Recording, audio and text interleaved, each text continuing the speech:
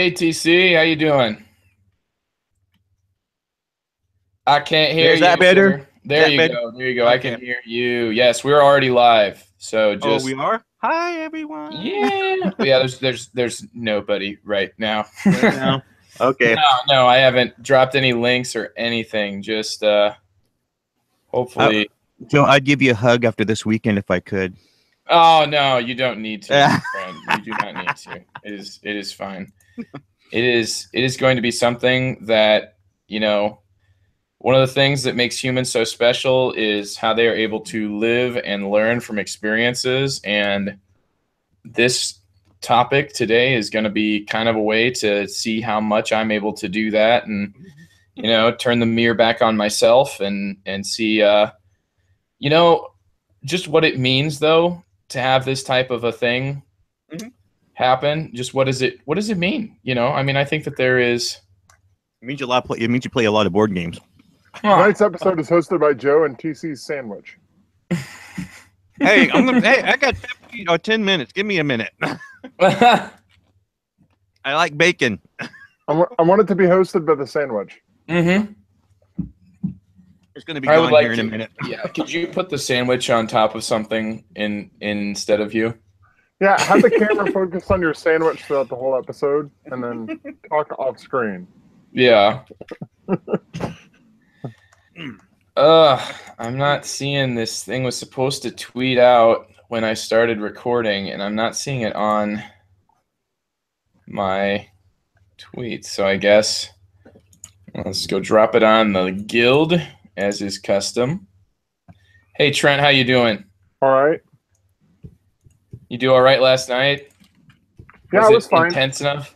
I was fine. I You? just stopped in. I probably would have stayed longer, but I was allergic to something at the person's house I was at, which is why I left early, and it was not going away. Gotcha. It was bothering my eyes a lot, whatever it was, but it was fine the next morning. I must have been allergic to something at his house. Yeah. Were there bees? No. I saw how Joe swolled up with their bee sting. Oh, dude. Oh, Caroline keeps saying, she's like, we got to get you into a doctor, get you like an EpiPen or something, which apparently now costs less than $600, and they put that guy in jail. Winning. I think the human race all just won something.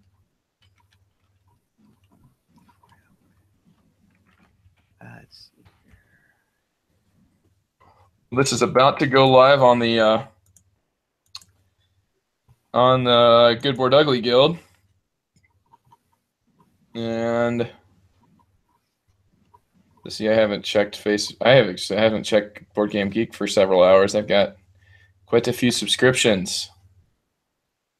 I do that where I subscribe to people on BGG. Like, I kind of like that feature, just be able to keep tabs on what people like, what people do, and very frequently I'll subscribe to someone, realize that they do a lot of posts about specifically like they'll be in the forums of a single game like 15 times, and I think that's fairly common for people to do, and I'll usually end up like unsubscribing after it's not a game I'm super interested in, and I've heard way too much about it. And anyway, I end up with I subscribe to a few people that post their own YouTube videos and stuff and post them on BGG, and so I end up just to be able to kind of follow the videos and stuff. So, but I end up with 50 notifications when somebody links to 100 of their videos. And Jeez, what kind of stuff, Trent? When you're on BGG, what kind of things do you subscribe to?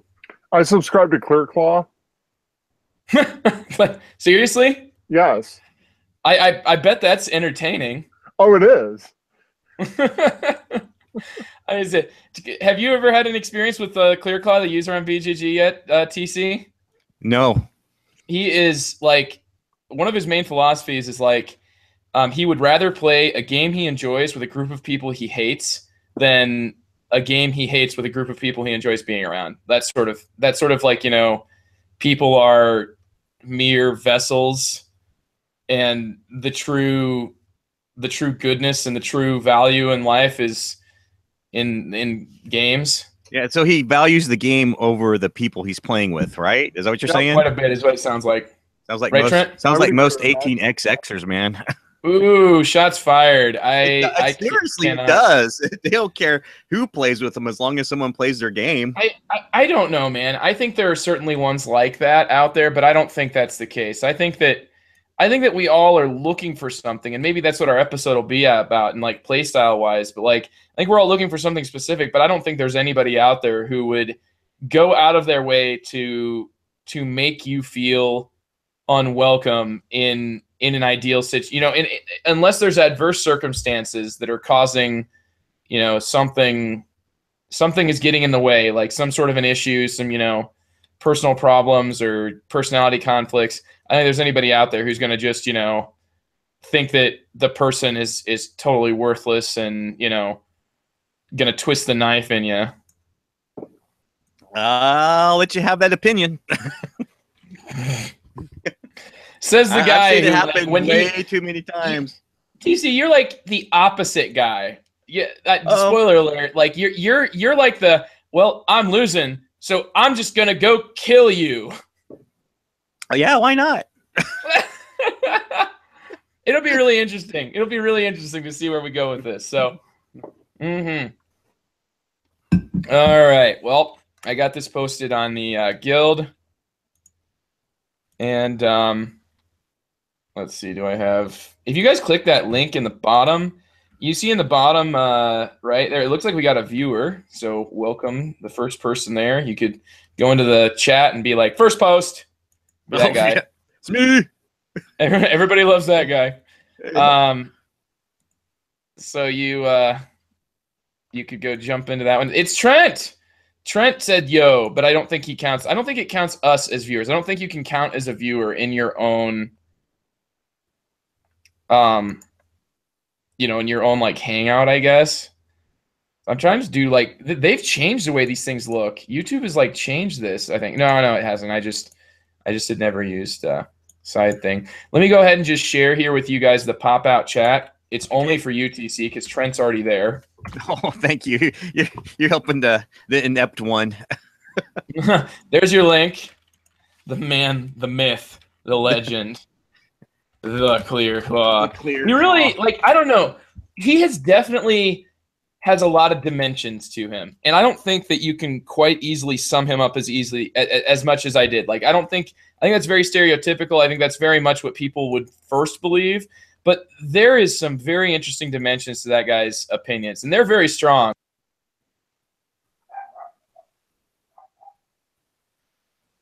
Clear claw. Okay.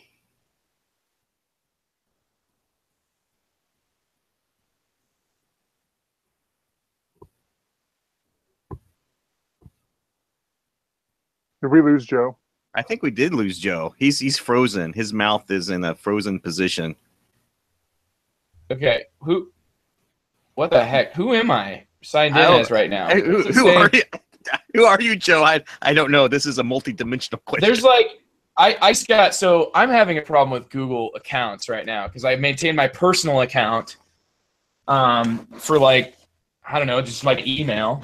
And so I always signed into that, and then I use the Good Board Ugly for the YouTube and Gmail stuff. And I was struggling with it earlier, and I was like, man, this has never happened before. So apparently here in the middle of this, it's kind of come back to haunt me, which sucks. I wonder when I try to write here, sign into chat. Oh, hey, it's Jerry. Jerry's here. Uh-huh. Welcome, Jerry. It's good to see you. Oh, my goodness. Oh my am gosh. so sorry for these technical problems. I'm looking at struggling. ClearClaw's game preferences. It's like a thesis. Yeah. Yeah, dude. Why do you follow ClearClaw, Trent? Because if nothing else, he's interesting. Okay. I think anybody else? Here's my take on ClearClaw. I think he has a ton of great insights into gameplay and stuff. I think he sometimes really whiffs on human interaction things. I think he doesn't care about human interaction. Yeah. I don't know whether he doesn't pick up or just doesn't care. I don't know which it is, but it's one or the other. And that happens fairly regular with him. But he has a ton of good insights into game stuff. Yeah, I can't deny that, dude. I totally, yeah. He's a resource, man. Kind of a gold mine in a lot of ways for insights.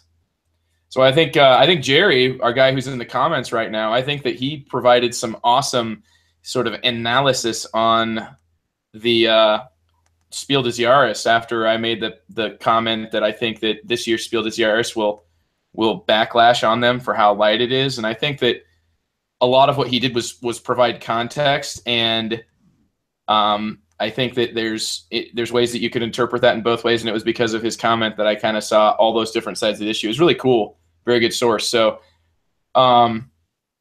JC, so we got Dean joining us in the chat as well.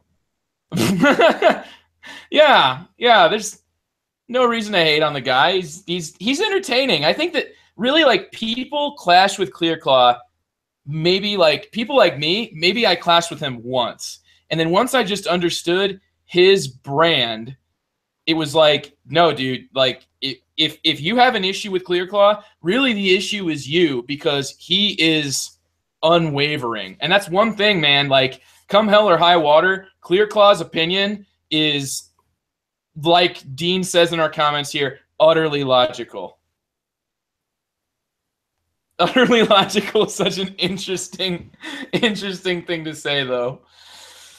I mean, I find it incredibly appropriate. So very well done there. All right, guys. I got the document up here. Hopefully the account that I'm signed in as will let me continue to access the document. And I think TC will have you take it off. Or no, I might give the first review here, guys, today. Oh, go for it. That's cool. I might do, because it's just a first impression, and then it'll give me a little bit of a time to rest my vocal cords before we jump into the actual episode, the whole discussion and everything, because that is going to be kind of me taking point on it. I appreciate you guys joining and agreeing to talk about this thing that I'm so right now. I don't know. I feel very much like the discussion about specific player playstyle is relevant, very much so to me, and I appreciate you guys understanding that. So, the other stuff I need to make sure I do. Let's see. Oh, man, I gotta mention the contest. Woohoo! That episode, you mentioned the contest, right, TC? The one that we're gonna drop really soon here. Oh yeah. I just gotta let it go. I've been like tweaking it and having fun. I gotta let it go. Done. It's over. It's over. It actually, TC, you are currently living in the future, and that episode passed. It is, man. Unless you in the future invent, get in the DeLorean, that episode needs to like, the episode exists, but it doesn't exist, and as a result, I'm starting to disintegrate like Marty McFly. Oh God, don't get me to hold on to it any further. I'm like, as we're speaking, I'm throwing it through Levelator, and I'm making sure everything sounds right. I'm gonna give it one more pass, and I'm gonna give it to you. But yeah, I threw it in the Levelator. I'm doing the episode. I'm doing the episode with you guys. I'm just gonna let that thing do its thing, and I'm gonna come back to it after we get finished here. Mm-hmm. Do what you guys do, man. Really good. I appreciate you taking on that. Gosh, man, hopefully you put it on your resume or something with how much time you put into it.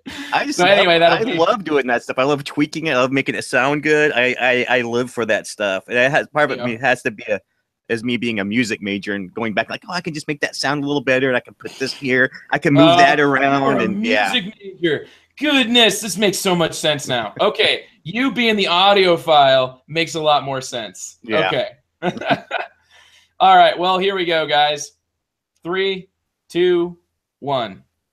Hello, and welcome to The Good, the Bored, and the Ugly, a podcast about board games. I'm the host of The Good, the Bored, and the Ugly, Joe Sallin. I'm joined tonight by Trent and our special guest joining us from the Longview. I'm Andy's replacement tonight. My name is TC Reid.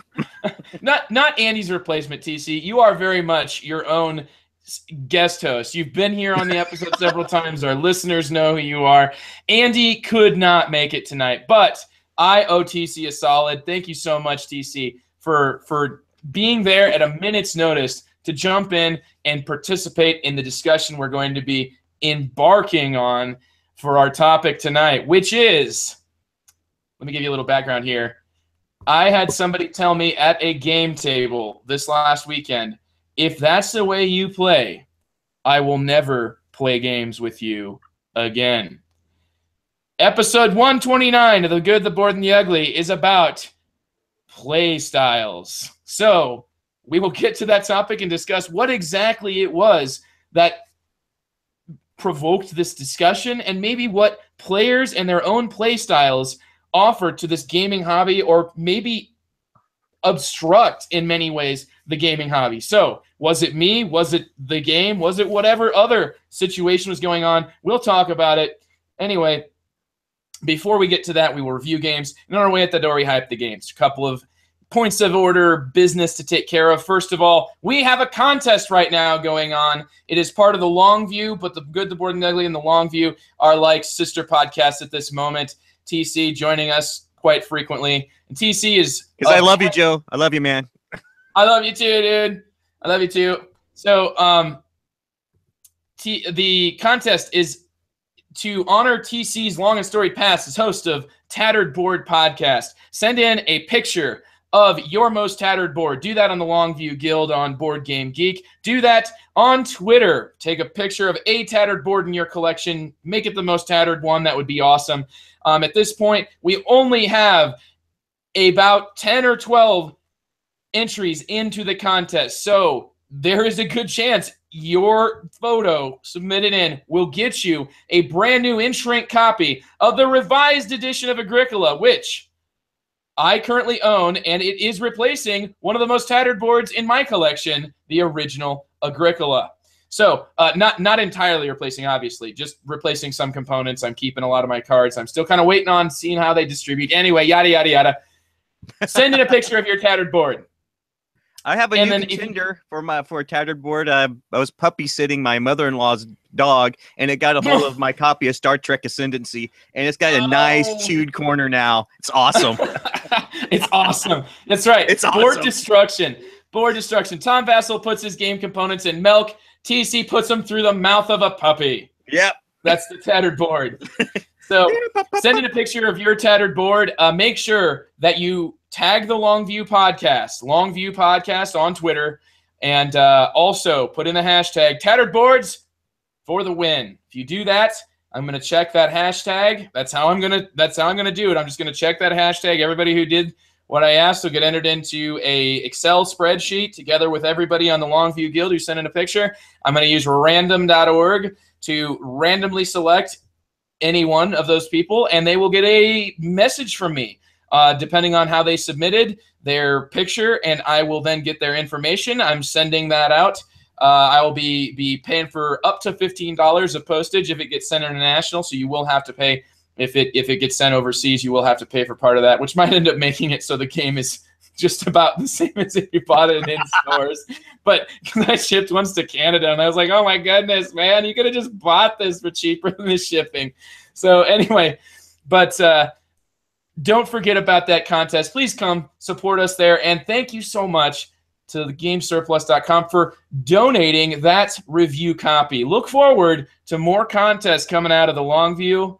And here on The Good, the Bored, and the Ugly, there will be one coming up very soon. Also check my YouTube video review list, which has not been added on in a while. I'm back full in the swing of school as things have been going. But anyway, the Silent Coefficient YouTube video review series, go on there. Subscribe to the channel, The Good, the Bored, and the Ugly, which you may actually be viewing right now. And subscribe to this channel. Check the Silent Coefficient. There's going to be a contest pretty soon for maybe a copy of Game About Wood. And that contest might have to do with something about sharing your favorite wooden components in board games. Anyway, yeah, go ahead. Go figure. So maybe you already know what we're going to be giving away, but that'll be the future. So not quite yet, but take a look there. Thumb there. And also check us out on Twitter. The Good Bored Ugly on Twitter. Trent is Gaming Trent. And TC, you are Tattered Board. Yep, still Tattered Board.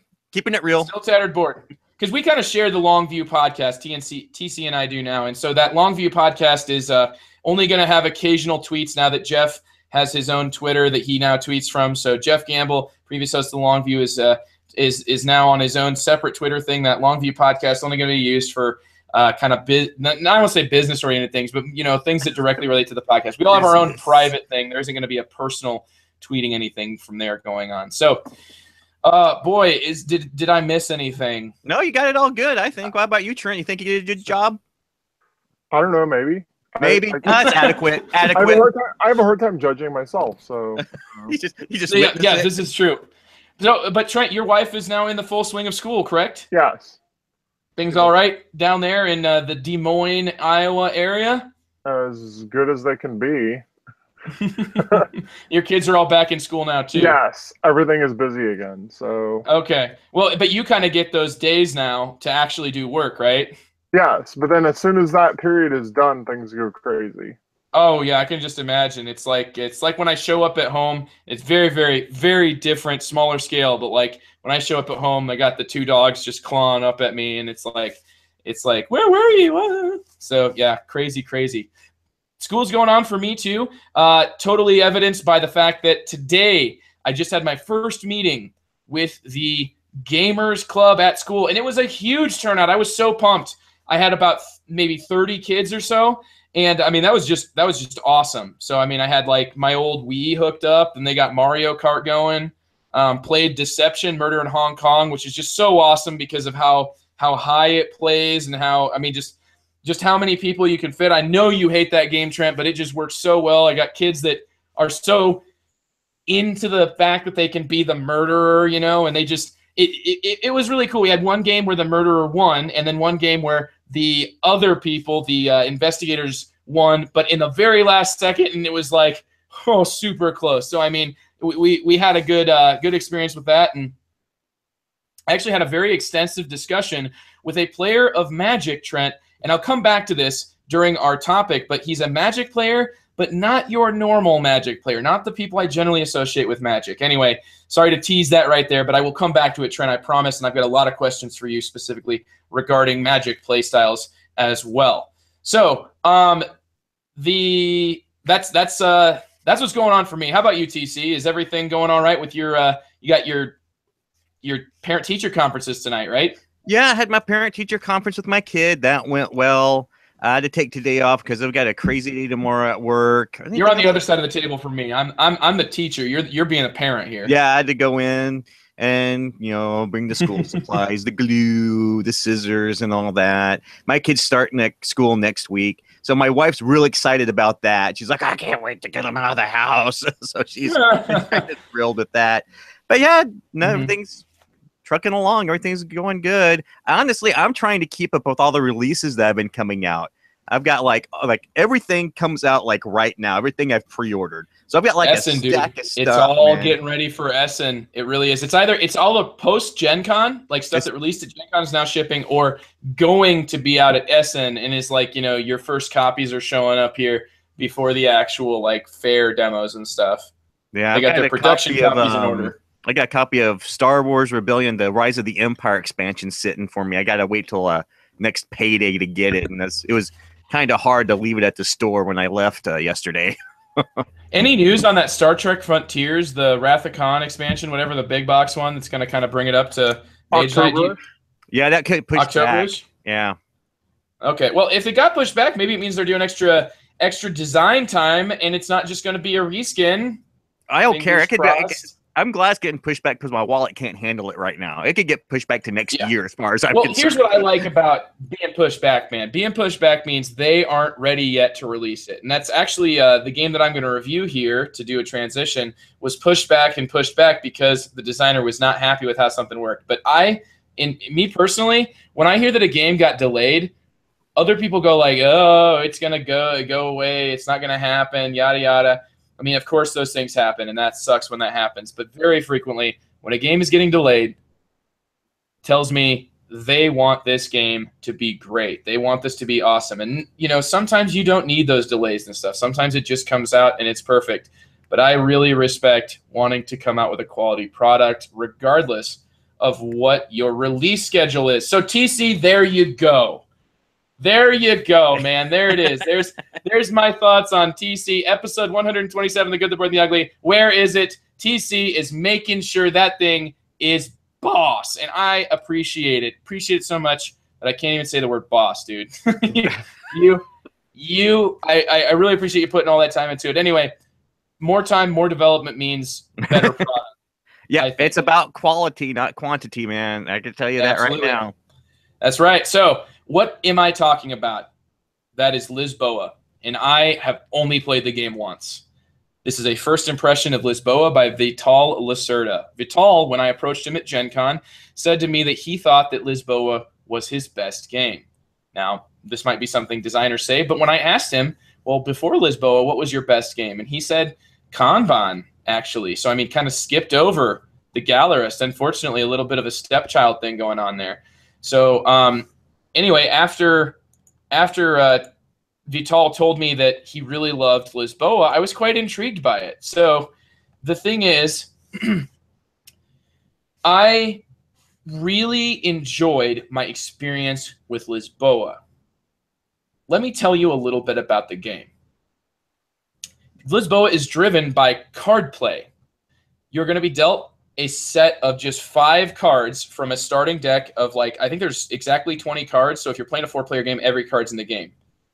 I did not read the rules of this game. I just simply sat down, was taught the game, and played it, so I might be wrong, and I apologize for anything I'm wrong about that. So you're going to get dealt out of the starting deck of cards, and you're going to then, every turn, play a card, and then you will draw a card. And the way that they're done is there's a second stack. There's kind of like 4 decks in this game. You deal the first one out totally. Second deck gets shuffled and then placed in 4 equal stacks. Top card gets flipped. So you're always drafting from these 4 available cards with the other players.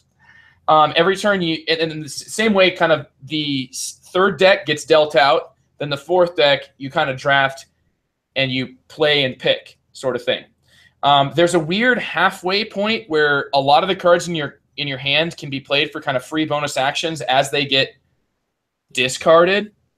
But anyway, this game is mainly about playing cards to fuel yourself to get actions, and these actions are going to be in 3 main areas, and they're going to be the 3 main ways of scoring points in the game. One of them is to get these sort of cards that are end game points of scoring, just straight up like, you know, this gives you a point for every X resource that you have at the end of the game. This gives you a point for every red cube of rubble you're able to clear. Stuff like that. So, and then there's some that are like majority scoring. So if you have the most or tied for the most of a certain thing, you get this you get like 5 points. So that's one of the 3. One of the other ones is actually building a building, and these are permanent. There are 2 types of buildings. So the other 2 things are building buildings. One of them is personal. The other one is public. Personal buildings are your own buildings that actually will be able to produce you resources potentially in the game. I say potentially because it's very likely that you will never make any resources off of your buildings. So you're building your own buildings. The way that they're built is like this grid, and you have to pay a certain amount and clear rubble depending on what line and row it's in. Every place has a bonus on it, and the building itself is literally identical to every other building, but it's placed in a certain like industry. And so anyway, I don't want to get too in depth with it, but let's just say that like the amount of points it's worth is going to depend largely on where you build it. And then, like I said, public buildings are built, and those public buildings are what actually activates the scoring of the private building. So it's like this grid of public or private buildings on the inner grid, and on the outside, there's these public buildings that are actually sort of like the activating of scoring. Now, public buildings can activate everybody's scoring, but to balance that, you get extra rubble cubes. Now, rubble might sound like a bad thing, but actually rubble in this game is awesome, because if you can get a set of it, you get extra cards when you get these like end game points cards. You also, for every set you have, get a certain amount of points. So you're trying to collect. So, I mean, these are the main pieces that are going on. There are all these, like, minor actions. You can ship goods. You can get ships. You can ship on your own. You can get money for this. There are these civil servants that you own. And anyway, it is just, in my opinion, there's lots of different auxiliary actions, but they're all really closely woven to these 3 main areas that you score points. And really, 2 of them are kind of almost like just, part of the same thing. So, I mean, to me, Lisboa felt like the most cohesive of all of Vital Lacerda's designs. It felt to me like there wasn't a specific area that I would point at and be like, that is a big part of the game that I want something different out of. Like in Kanban, I love the way that it's a single worker, and where you place it, it depends on when it activates, and it's just like it feels like this entire factory works every turn, but where you are in that factory depends on what you're able to actually do. It's really a fascinating system. But I really disliked the way that the meetings worked and the way that the cards worked. It just was frustrating. The Gallerist, to me, had, I don't know, it didn't work together as well, but it did something that I did like, and that was everything in the game was like public knowledge, which is what I really disliked about Kanban's meetings. So everything in the Gallerist is public knowledge. All the scoring that you're able to pick up is all being competed over. The thing that Lisboa has is it has everything kind of public, and there's not a point that something I can point to and be like, that's a large part of the game that I feel I'm not entirely satisfied with. Even Vinos, with my one play, I wasn't a huge fan of the way the wine expert tiles, together with like the wine fairs and, you know, different things being benefited and you don't really know until the turn of. Like, to me, it wasn't all, like, for my one play, there were some things that frustrated me, and I need to play it more. I'm not giving a review of Vinos. It's barely even a review of Lisboa. But my opinion of Lisboa is that it felt to me like very cohesive, very well thought out, and there really wasn't the hiccups I'd expected from a Vital experience. The one part of the game that I'm a little bit like ambivalent on is very minor, and that's the clergy aspect. I feel like Vital designed it, decided it wasn't that big of a deal, and then went back in and changed rules to make it so that you had to do it. Otherwise, you got sort of penalized. And I'm not a huge fan of the specific way that it works, because it feels like these clergy tiles are just either not that impactful, but some of them really are. So I feel like there's kind of a swing between them, and the way that you get them is not all that exciting to me. It's different than the rest of the game, but to me, it feels a little bit like, I don't know, like it's its own little thing that I just didn't feel like was worth paying that much attention to. Anyway, all in all, my thoughts on Lisboa is I want to come back to it. I really enjoyed it. It was the card hand management to it was a great central cog.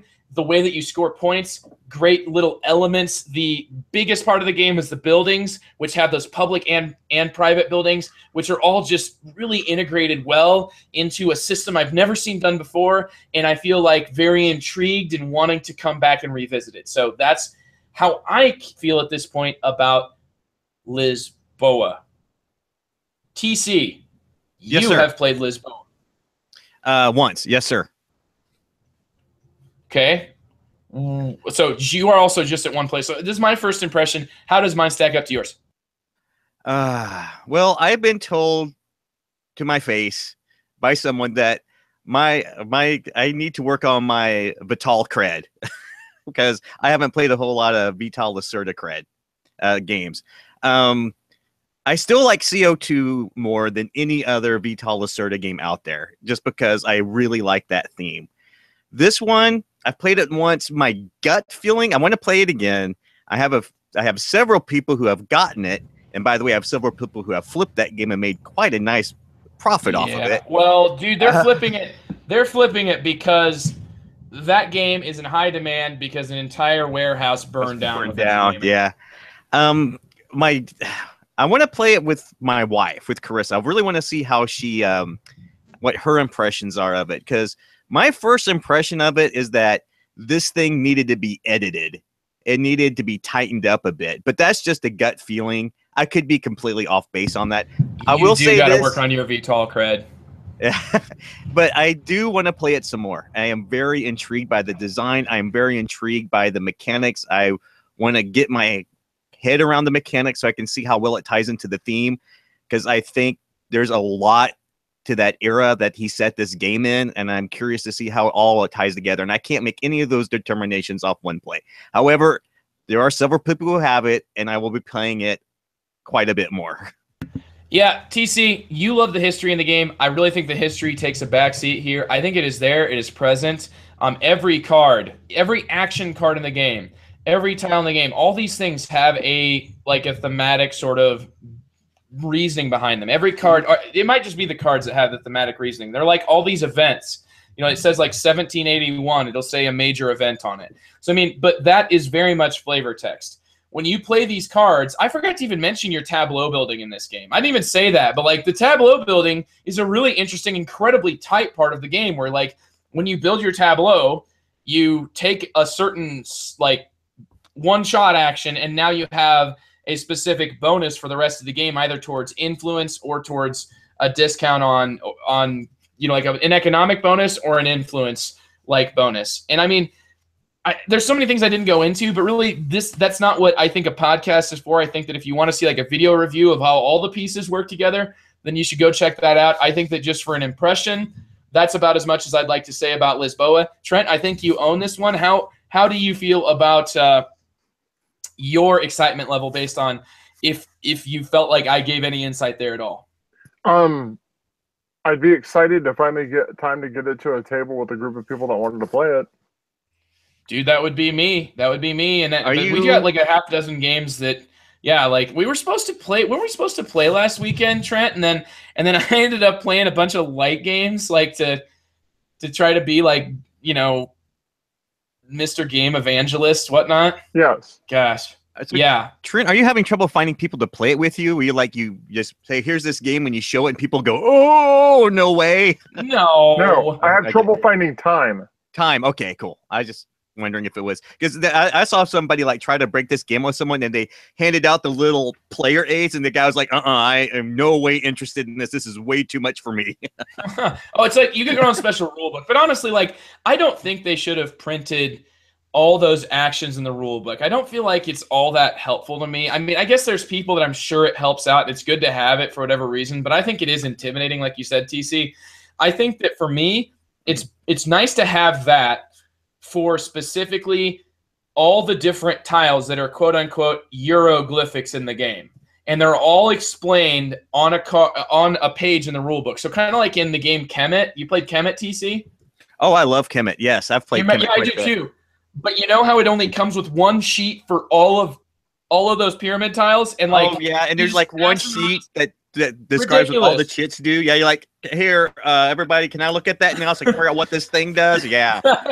Yeah, no, this is like everybody has their own, and I really do like this new trend in like printing people their individual player aids with all that information that's usually just, you know, the person who owns the game is the person who ends up learning those because they're like, oh, what does that tile do? Let me check the rule book. It's usually printed on the last couple of pages of the rule book. Here in this production, it got printed for every player on their own little player aid. So very much the player aid is nice for those reference things, but I don't think, at least in terms of like selling the hobby to people that aren't initiated, maybe you shouldn't be doing it to Vital in the first place. But like you said, TC, somebody got really scared away by the fact it's like, remember, Trent, we were joking last night when I was playing this. Trent comes in, and he's not part of the game, but it's like you get your own personal rule book. It's what we're at now with Vital Lacerda games.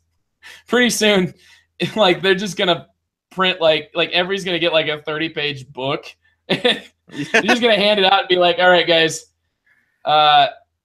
what are we gonna take about a half hour here, and then we'll meet back up? and the spread on this game is quite intense. It takes a big table to hold this beast. It's pretty impressive to see it all out. The board is huge. It's man. Ridiculous. It's pretty. I mean, we played Twilight Imperium 3rd Edition last Saturday, and I would say we took up just as much space with Twilight Imperium 3 than some people did with that Lisboa game. Because it's it's a very big table hog. If you notice, we were playing our TI3 outside. That was the reason why. Yeah, that looked nice, by the way, man. I thought Portland was supposed to be rainy. Nope, it's nice. It's raining not here, not yet. Is like Portland like the not rainy version of Seattle? Well, it rains here. It's just not right now. And it's raining where it's not supposed to, which is kind of creepy. Yeah, well, hey, speaking of that, and I wouldn't, probably wouldn't have mentioned this, but like I actually have a high school friend that's being affected right now by Hurricane Harvey. So, speaking of raining when it's not supposed to, let's send our thoughts and everything we can. Our positive vibes out to everybody being affected by that. So we were talking in our chat about how we had people spanning so many different time zones here, from the West Coast to the East Coast, and everybody down there in Texas, like, and in the surrounding areas. Like, hopefully we'll be able to organize some relief efforts for them. And if you hear this and it touches your heart, go out there and send them a little something, send them some time, send them some of your material wealth or something like that. So anyway, sorry to derail it here, guys, but I do think that it's quite a tragedy and there's a lot of people affected. So, all right. Well, on that note, that is my review of Lisboa, which is a city that was quite affected at this time by a lot of different, like a tsunami, a fire, and wasn't it earthquake? It was hell. It was so bad that people took it as a sign of God. If you have a chance to look into the history of what went down, really look into it, because it's really, really interesting. Yeah, I think, it's an interesting comparison to draw, but man, if you get enough of any one of those things, it doesn't matter if it's an earthquake, then a tsunami. It's like the magnitude of all that flooding, man, it just takes one giant thing to wash it all away. And then, the earthquake is going to fall on some forsaken land. So anyway, that's Lisboa. And now moving right along, let's talk about, Trent, a game that has been hailed as the most winsome-esque non-winsome game of all time, and quite a bit of praise. And I've never seen, it's so rare that a game gets just immediately played a second time at a game night. Tell us about this one. Okay, I'm going to talk about Mini Rails. It's published by Mawadi's Game Design, which has some relationship to Tasty Minstrel, which isn't really 100% clear at this point. Isn't it like Japanese? There's like Japanese characters on the box, isn't there? It's published, I think, in Korea somewhere. I'm not really sure what the whole deal is in the publishing history, but I know that there's some sort of relationship with Tasty Minstrel, and I believe Tasty Minstrel is going to publish it more widely. There was just a fairly small number of copies at Gen Con, and after demoing it, I had to snag it, as I mentioned in the last episode, and I took it to game night, and it got played twice at game night, which is really rare in our group, that the game gets played twice. And it's because this game is amazing. It is probably my favorite heavy filler. I would probably put it in like a very short list of my favorite heavy fillers of all time already. It's real good. I'd say it takes maybe 20 to 30 minutes. The website, the BGG says 40 to 60. I don't believe that. I think it's shorter than that.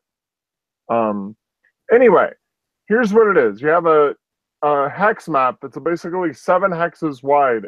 It's like a giant hex made of smaller hexes. So it looks like a Settlers of Catan map if you played Settlers. It was almost exactly what it looks like.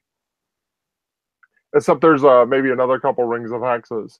But the board is actually smaller. It's shrunk down, so all the individual hexes are smaller. So you get the idea. It's a bunch of little hexes like Settlers.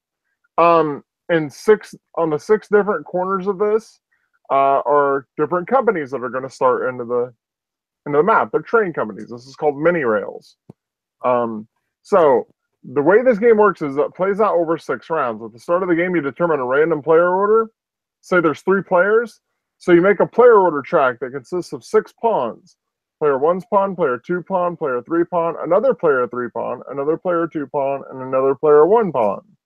So with 4, you go 1, 2, 3, 4, 4, 3, 2, 1. With 5, you go 1, 2, 3, 4, 5, 5, 4, 3, 2, 1 at the start of the game.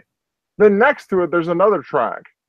And on this track, you pull random discs out of a bag that represent the 6 different company colors. There's a white company, and a beige company, and a blue company, and a green company, and a yellow company, and a red company, I think. I think those are the colors. So you reach into the bag, and you pull out a number of discs equal to the number of pawns plus 1. So if you've got a 3-player game, you got 6 player pawns in a row.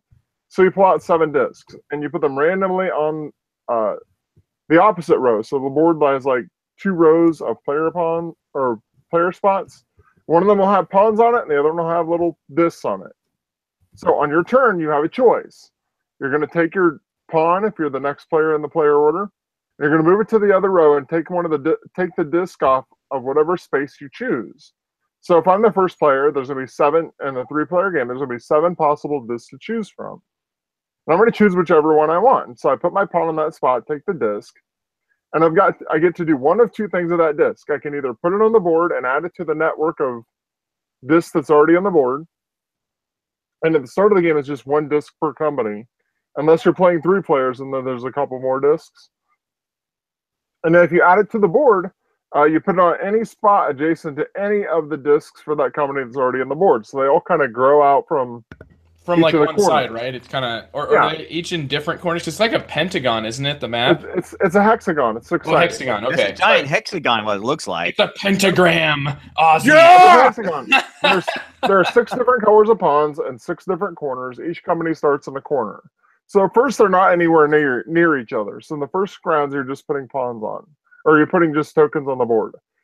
But once per round you're allowed to move your pawn and put one on the board. With your other action, when you move your pawn, you have to take one and put it on your track. You have a little track in front of you at 0, both negative and positive from there. Okay, so that's considered a stock in that company, okay? So each round you're either adding to the network of one of the companies or getting a stock of value 0 and putting it on your own track. So let's jump back. When you put a token on the board to add to a network, it's going to go on a little spot that indicates a number anywhere from -3 to +3. When you put it on there, it's going to move all stocks either +3, +2, +1, -1, -2, -3, depending on what number you put it on. That's for everybody. So if anyone else, say someone else owns 2 blue stocks and you put a blue disc on the board and you put it on a -3, both of their blue stocks are going to go down to 3 in value.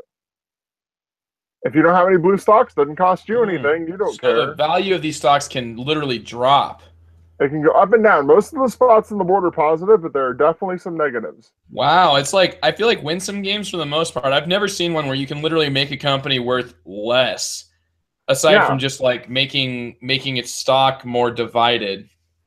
So you go through the round and you're doing that. You move your pawns across. You're taking this off this track. At the end of the round, there's 1 disc left over, and you move it down to the tax track. And we'll get back to that in a minute, why the tax track is nasty. Then you play a second round. You draw all discs out of the bag again, put them on the original row, and your new turn order is the order in which you moved down your pawns before. So let's say I moved down my pawn I was first, and I decided to take the 3rd disc in the row. I'm probably going to wind up probably 3rd in turn order next time around. So it sets the turn order for the next round. So you're choosing not only what disc you want, but you're also having a huge impact on your turn order for the next round. Every time you move down one of those pawns, you got to think about all that. So it's a simple action, but there's at least 3 things to be thinking about. Do I want this as a stock? Do I want this spot in the player order? Do I want this to put it on the board somewhere to add to a network route? And each placement also you have to think about, what company am I valuing up? What company am I devaluing? That type of thing. There's a lot to think about. So you just go back and forth like this 6 times. Each round, you're pulling a disc off onto the tax track, okay? And the values that you're acquiring more stocks, they're going up and down in value. It's really, I mean, mechanically, it's really simple. And then at the end of the game, when you're all done, you look at the tax track. It has a stock on the tax track. So every color that's on the tax track, if you have one of those shares and it's got a negative value, you throw it back in the box. It doesn't count for you. So if they pay their taxes, you don't have to worry about a negative value for that stock. On the other hand, if there's none of that company's value on the tax track, if you have a positive value for that stock, you throw it in the box. It's worthless. You only get negative points from those stocks. And that's the end of the game. You add up your score. That's it. The value of your 6 stocks is your score. This takes about. So just huh? No. You keep going, dude. Yeah, that's it. You add up your score. That's the end of the game.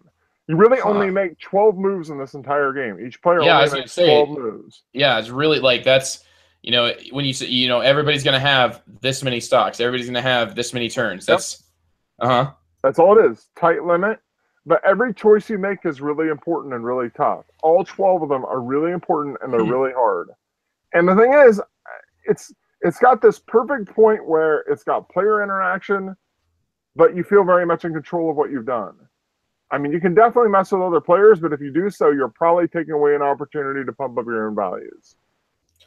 It just feels like there's a lot of possibilities, but the possibilities aren't overwhelming. It just hits that perfect spot where you have a nice, healthy bunch of decisions, and it's real clear what choices you have in front of you, but it's hard to really know what the right one is, and you really find yourself thinking it out, and you give more thought to it than you think the rules would ever allow you to think about. In other And words, this takes only about, what, like a half an hour, 45 minutes? it is one of the best heavy fillers I've ever played, hands down. This is a Okay. game I probably will never leave my collection no matter what. Well, it sounds to me like it really belongs as a review on the Salin coefficient, because that, to me, like the type of things that you described, the type of things that this game is delivering, wow, like that's what I'm looking for. I've no idea whether or not it would review as well for me as it did for you.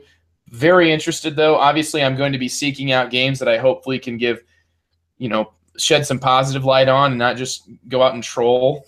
But this sounds to me pretty awesome. Yeah, I played it originally with 4 people, and then one of those people had to go for personal reasons. But the remaining 3 were all very, very excited to play it again. Mm-hmm. And so we immediately just dropped it right back on the table and played it again. And we were all really happy with it. And it was requested by both of them that I have it in my bag at future game nights. Yeah, so that's pretty strong, dude.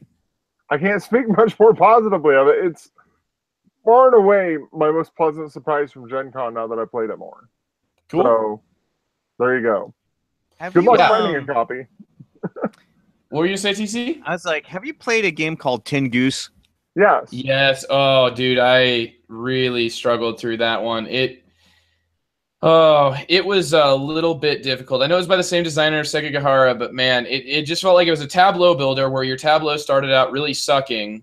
But the big problem I had with it was just how long the game went on. Like it could not sustain that. Not with it felt to me like Airlines Europe with a few heavy game twists that plays in like twice the time, but it doesn't really do anything more than Airlines Europe in terms of, most of your cards are just rando draws. And to me, it's unacceptable if a game's going to be that long and have that many decisions. So now that I've crapped on it, why'd you bring it up? Well, I was just wondering, because that has one of my favorite stock market, manipulating, how much money you get in income. But this one sounds really even more ruthless than that. I'm looking at some of these comments, and they're saying that it is cutthroat, it's ruthless. This looks pretty appealing, to be honest. You so, I was speaking of Playstyles, and it sounds like it plays pretty quick. And is this going to get distributed by a different publisher? You said hopefully TMG picks it up. Distributed at Gen Con by Tasty Minstrel, and I got the impression from their comments that they may be republishing it because this is pretty limited in the U.S. right now. I don't think there's a whole lot of copies floating around in the U.S. And looking at the geek market prices on it, yeah. If there's one thing Trent loves, it's having a game that nobody else can get. I assume it'll be around in a lot more quantity in that. But yeah, because I'd like to get my hands on it, but I don't want to pay the price people are asking for it right now. Oh no, dude, no game. Come on, yeah, that's just entirely somebody who has no idea about what the game is, what the game does. They're just like, how can I make a buttload of money off of this? I'm always looking for an interesting take on a stock market manipulation game. That's not going to drag on for like 7 hours. A fun part about this is that it's kind of a little bit you end up having to ally with people because you're going to find yourself. We both have red. We want to make darn sure that red is going to end up having paid its taxes, so we don't lose the value of it. We're also going to kind of work together to make sure red is well placed on the board and gets a lot of value. But you don't want them to get too good, or else you're gonna want them to help out red, but then you're not gonna want the other companies to be worth very much, or else they'll be ahead of you. So you cooperate on red, but you're gonna stab them in the back if they get any value into blue. That's what this game is all about. So you do that. Yeah, it sounds like it's all about manipulating that stock market, man, and just it looks really intriguing. And the fact that it plays 40 to 60 minutes, that's you could just. And I thought that was long. I thought we played quicker than that. So okay. Was that with 3 people or 5? It was definitely quicker than it was like a half hour ish. It I wasn't played with 3 and 4, and I felt like it was probably it might have reached 40 with 4, but with 3 it was like 30 or less. Mm-hmm. So Yeah. Okay, well, I'll definitely keep an eye out for this. I know there's a few people who I game with, like usually have some of these games that nobody else has. I'll request it and see what's going on. But yeah, I'll check it out. Like I said, it sounds very, very intriguing. Yeah, if Tasty Minstrel reprints it, I highly recommend people grab a copy. Or, given that it's Tasty Minstrel, wait about 3 months after they print it and then grab a copy because it'll be like 50% off. Excellent. Oh, Excellent. so true, man. So true. Ugh. Well, I'm concerned with Tasty Minstrel reprinting it is they'll like put it on Kickstarter and put like metal coins in it or something ridiculous. It'll be you know? deluxeified, cost you $60, and Yeah. everything will be metal. Yeah. Yeah, just Plastic. and that works for what was the game that I got rid of? I ended up trading it away. Orleans. I ended up trading it away for basically just another game, an equal valued game.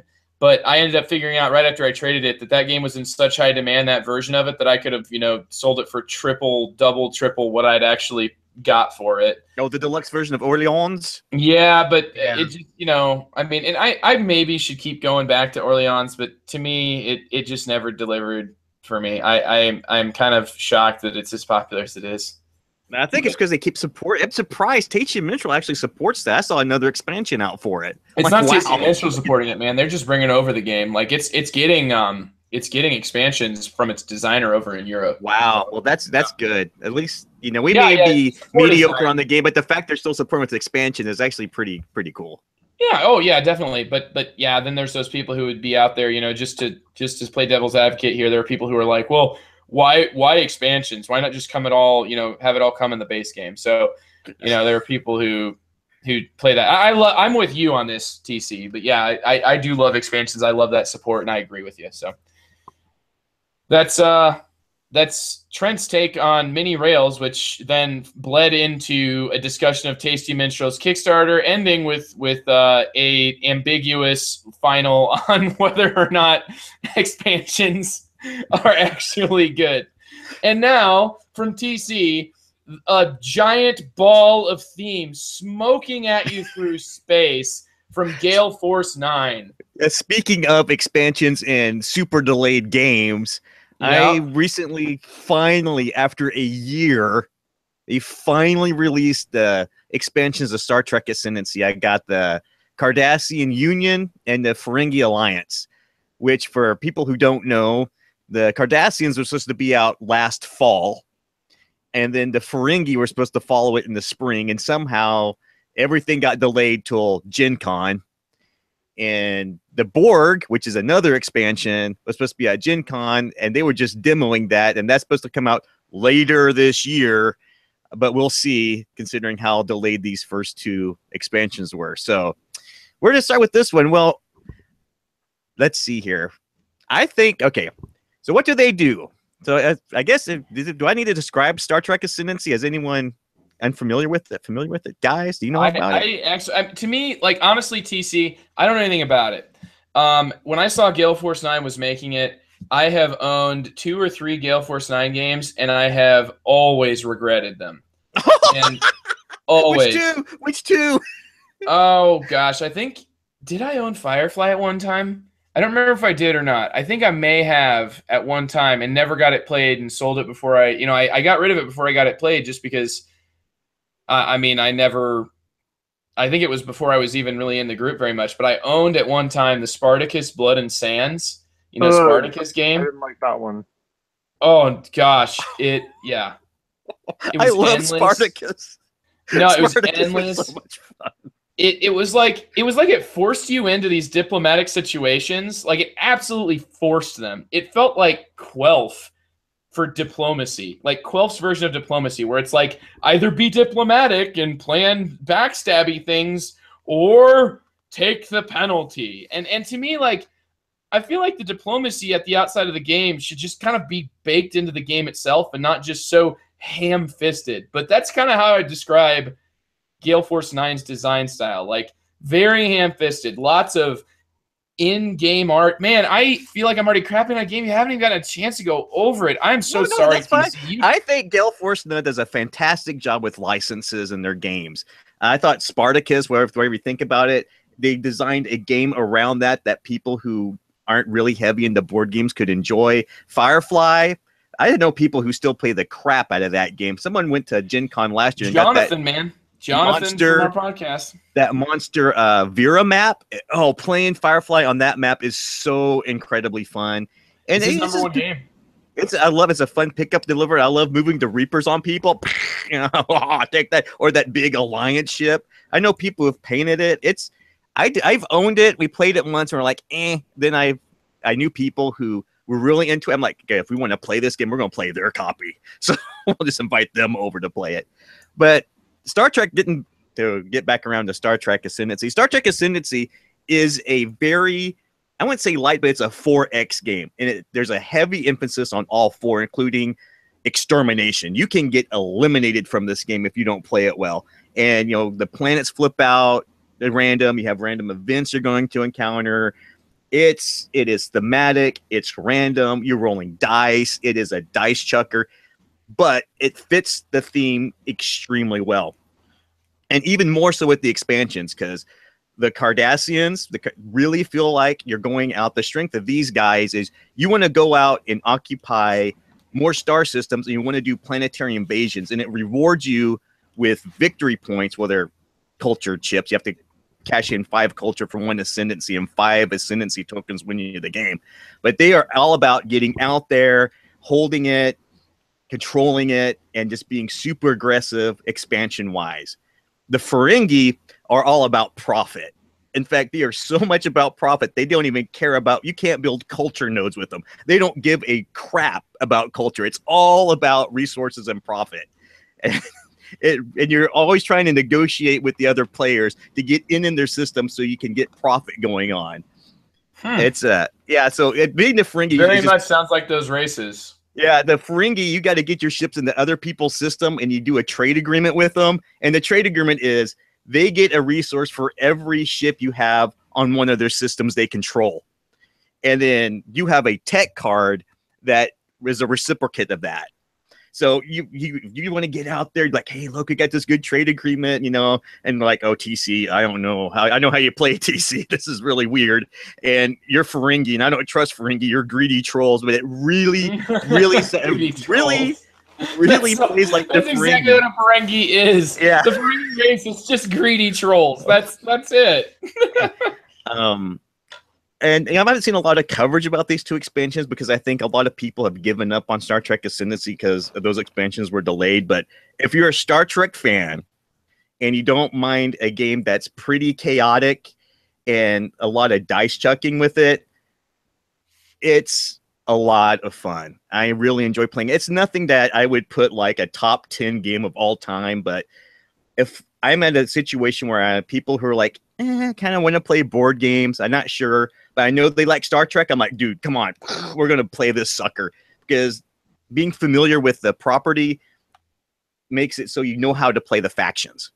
So, you know, if you're describing the Federation, you can say, hey, your weakness is a prime directive. You'll say, oh, I know what the prime directive is. We can't attack stuff, right? You can't attack. You have to absorb them. You have to do hegemony. You can't do planetary invasions. You can't even the primary directive is like you can't even contact them. Yeah. So if like you find at the Federation, you find a pre-warp civilization, you have to leave it alone. You can't do anything with it. You get a culture token out of it, but you are required to leave that system alone.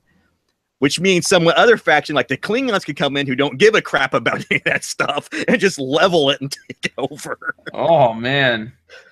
But the Klingons, they get their culture tokens by engaging in battle. If they destroy 4 ships, they get a culture token. But their weakness is they never retreat from battle. They're in and they're gonna die. Oh.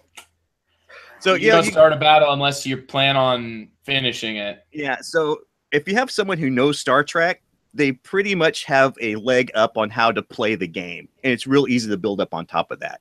And then you can go, hey, if you like Star Trek, I got Twilight Imperium. This is next step up, right? You gateway drugs, mister. Yeah. And even my wife's been enjoying playing the Cardassians because that's her favorite. I remember you guys from Deep Space Nine. So yeah, good expansions, good game. If you like the license, you'll love it. If you don't care for that kind of game, this game's not going to do anything for you. So that's my review.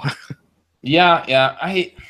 I think that if you like the license and you're looking for a game that really doesn't push much beyond the license and just kind of like keeps you swimming in thoughts about like, you know, what you love about each of these races, what you love about the show, I think that that's really what Gale Force 9 excels at, right? Like, and then, hey, Trent, did you see the Doctor Who game they had? I did. I saw it briefly. It didn't give a huge impact. That's not what I was really looking for with the Gale Force 9 booth. I was surprised that they had both of the Ascendancy expansions, which was like the thing I noted when I went there. Yeah, I think everyone was. Oh, it's finally here. Yay. But yeah, my daughter's really interested in giving the Doctor Who game a try. And I'm like, well, hey, look, Tom Baker's in it. I'm in. It's a really interesting company because, like, doesn't Gale Force 9 also make, like, terrain for, like miniatures games? Yeah, that's kind of what they kind of got going with. Now they're just, like, their games are... It's interesting. There's definitely a Gale Force 9 style, like opening that box and stuff. I feel almost like it's really close to the type of, you know, like a mass market style game, I feel like, just because they're probably so involved in their own production. I almost feel like they're maybe, you know, they have a specific production style that's their own type of thing. And I feel like it might be the same. You know, if you see, like, for example, Lost, the board game, a lot of the games they do on Flip the Table, I feel like that production style reminds me quite a bit of, you know, like kind of your IP type of games. Would you agree with that? Yeah, Gentlemen? I would. In fact, one of the guys I played with had never watched Star Trek, was interested in Star Trek at all, and I showed him the game. And he, after playing that game, he went and was watching the first season of Next Generation, which I said, oh, be careful. That first season's really bad. The first season's shaky, but it's still, I don't know. The first season is shaky, but it's still like, it still feels like a part of the series. It doesn't come into its own, but I don't think the first season is like outwardly bad. It's just looking back on it, you're like, man, I'm glad I didn't have to watch that one after I watched season 2 and 3 because I'm not going back to that. But like, well, if you're experienced for the first time, it still does a decent job of setting things up. So he's watching like the Ferengi in season 1 when the Ferengi were introduced. They were very much just like trolls. Like they even had the people do like hand motions, like, and they'd have them like breathing through their mouths as they're, and it was just so bizarre. It's like this race seems entirely just like, you know, they're one-dimensional, and then they really fleshed them out as they went on. You know, they gave them different roles, which is really what made Star Wars its own thing. Was then they started creating these different races, and then really, like you could tell they had like a writers panel. Whereas at that point, it was very much just Gene Roddenberry being like, "All right, here's another creepy token fantasy race for us to throw into this sci-fi." You know, this sci-fi, like, essentially, it was a giant sci-fi liberal indoctrination message. Yeah, the Ferengi were originally introduced to be the replacement for the Klingons, and it flopped. And the Ferengi really didn't even start coming into their own till Deep Space Nine. They were little, and they are little, but like, ugh. But anyway, and one another side note: all the tech cards in the Ferengi are called rules of acquisition. And they're numbered, of course. So it's fantastic. I think it's wonderful. I think it's great. If I ever want to chuck dice and move plastic ships around, I got this game. It's great. yeah.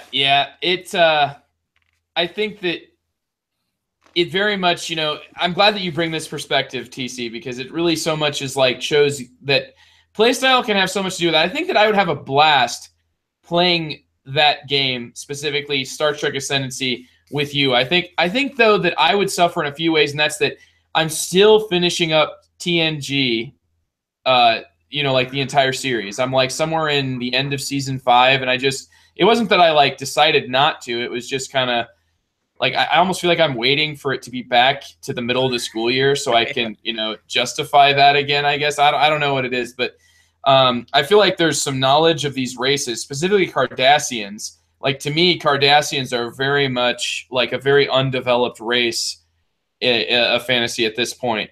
But, you know, until Deep Space Nine, they don't do much with the Cardassians. Watch Deep Space Nine, Joe, and they'll Yeah. flesh it all out, and we'll be like, blah blah blah blah blah blah. Star Trek, awesome, blah blah blah blah. Yeah. I'm gonna watch it. Watch Deep Space Nine. You'll have way more appreciation for the Cardassians. Yeah. Oh, really? Like appreciation straight up, or because they Eric. become like enemies, don't they? Of the Well, it depends on how you define appreciation. All right. Well, I don't want any more. Any. That's not a spoiler, but I that's interesting, Trent. I'm gonna keep going with it. You know that I will. It's just a matter of time. So, anyway, yeah. Playstyle wise, there's quite a bit of things that we each bring to the table. We've got a comment here. Kind of reminds me of Jonathan. Jonathan Pierce, our co-host, who's not able to join us very often. But he is active in our comments on the BGG Guild. Those of you that are really looking for Jonathan, check the Board Game Geek Guild 2173 for the Good, the Board, and the Ugly, because he's been posting there, something about, reminding people or informing people as to why he's not been able to be a part of the podcast and participate in our discussion. But he's wanting to, like, he has an outlet of being able to, like, produce written things. And I really... If you like Jonathan, and that's one of the things that you came to the Good, the Board, and the Ugly for, you can still get Jonathan and encourage him in what he's doing in terms of producing some written content, because it's really cool and interesting, and I had a good time. I had a good time personally reading it and commenting on his posts. So check that out in the Good, the Board, and the Ugly Board Game Geek Guild. The thing I wanted to do really quick here, guys, I guess do a little mid-episode commercial. Just check out Game Surplus. They are the sponsor of the Good, the Board, and the Ugly. They're at gamesurplus.com, and Carmen just does an awesome job stocking some of the best games out there and really giving a great price, low shipping threshold of only $90 for free shipping, and his sales are really beating the crap out of the big names out there. And he's not your big warehouse shipper. He's a small team and really the type of guy who has his games that he loves and comments in our Slack channels and stuff, and he's lives next to Gettysburg, loves war games for that, loves the type of historical vibe that they add to the hobby, loves experiencing those things. A real guy. You want to support somebody like that. I want to support somebody like that. Please do that on behalf of your love for the Good, the Board, and the Ugly. Anyway, let's now talk about Playstyles. Now, as I said... Oh, that's going to be a fun one. Okay, go. Yeah, TC kind of knows. So I've debated with how to title this particular topic, but the content itself is not so much going to be changed, just the way that I approach it. And I think that's really important. I think that this is hopefully a tasteful way to approach it. And I hope that I am able to look at myself in the mirror so much as I am able to specifically identify what it was that happened to me last weekend. And that is not something that I am proud of. It's not something that I am looking to publicize specifically. It is more me asking questions internally, and I don't do that very well. That's one of the reasons that this podcast has been I feel like I have grown from a very small child emotionally in the board gaming hobby to hopefully somebody who's able to parlay with some of the biggest minds and voices and be able to give them what they deserve as a host and not just my opinions being vomited forth. And anyway, it was a challenge for me because I had an individual that I respected and somebody who I had come to appreciate and really enjoy my discussions with them. And I had a gaming experience where I was told that if I played that way, this person never wanted to play with me again. It was something they said in a very frustrated, angry moment. And it was something that I really wanted to sort of introspect and think about specific playstyles and whether or not we are all compatible with each other's playstyles. I mean, to what degree do we have to sort of self-select with other people that we are going to be able to have a enjoyable and pleasant experience and kind of a mutual, a symbiotic relationship as opposed to, other more negative ones, specifically like a parasitic relationship, which might be what I had done. So the thing is, I was playing a game where you are bidding on things. The game is Vanuatu. I encourage any of our listeners to check out a post that I made on the forum for Vanuatu. It was posted under reviews, and it is the original Vanuatu that I posted it under. I never attempted to put under their second edition, though the second edition is really a beautiful thing in the way that the box art looks and the way that a lot of the production was done. Anyway, I'm not going to review Vanuatu. I just want you to know, check it out there. My review is called Am I Awful or Is It the Spirit of Vanuatu?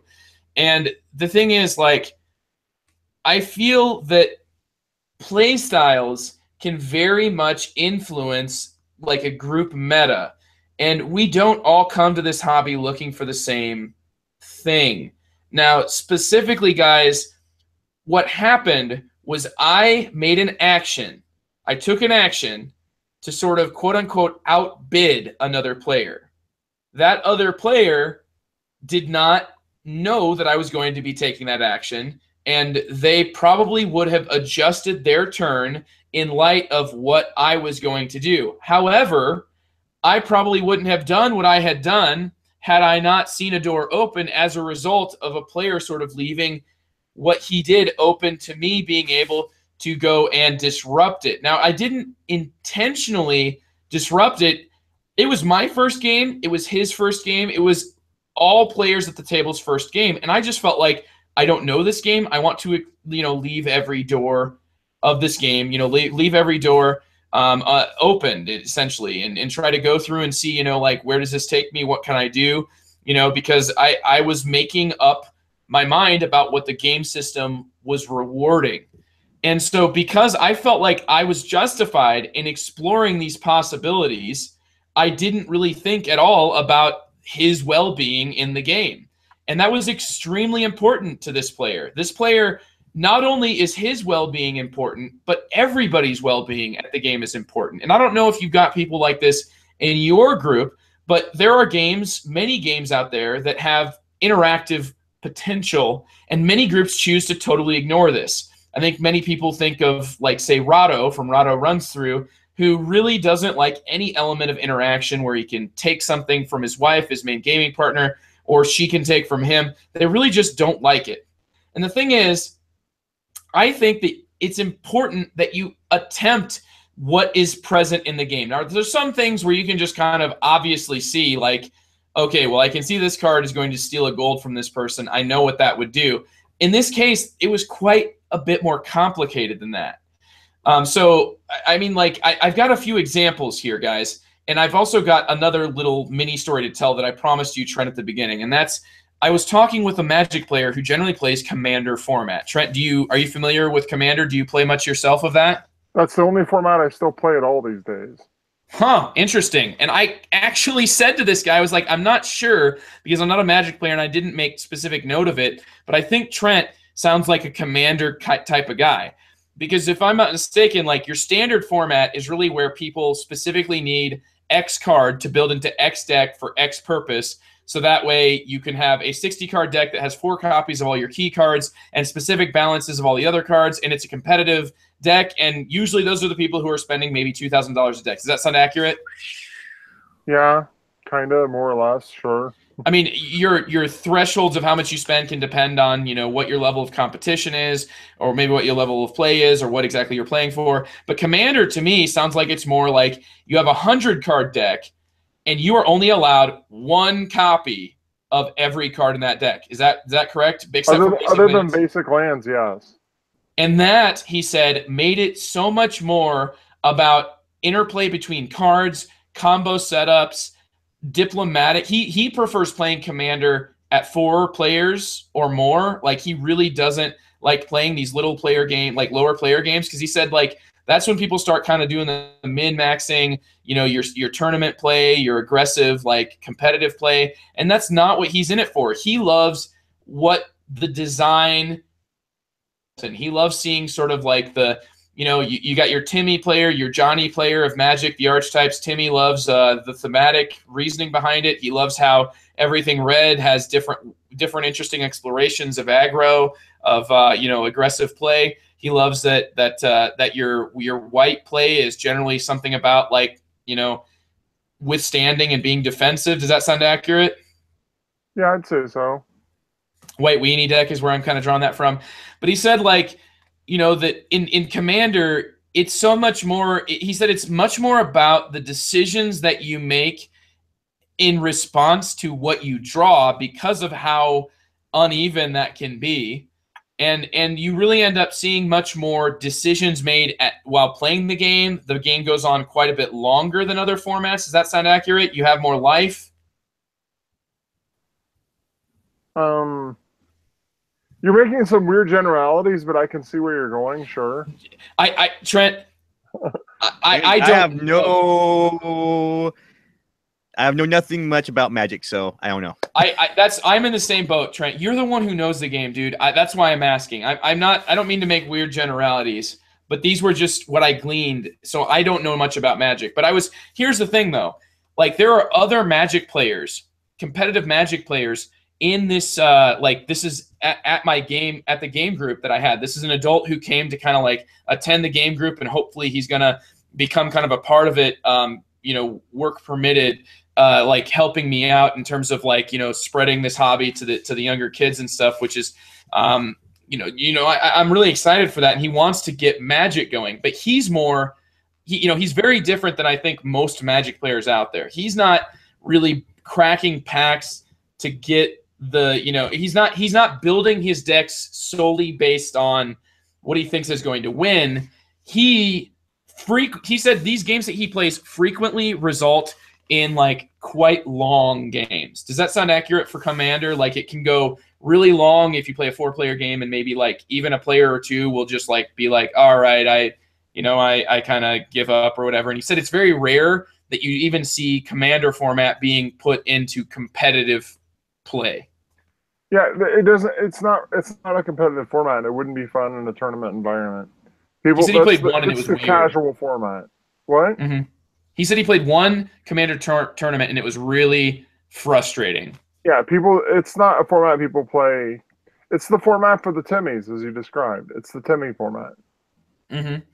And that to me, like, that's a play style, and it's nice that Magic has acknowledged that, and they've gone so much as to create formats because they see that this dissonance between different players' play styles.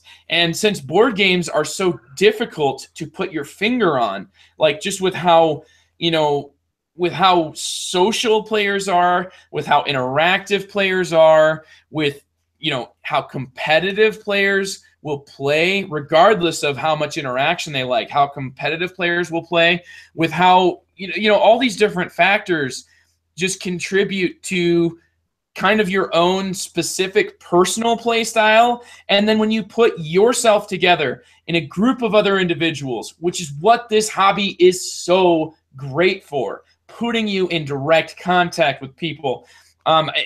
There's just so many different sort of places and ways that you can meet people within the board gaming hobby.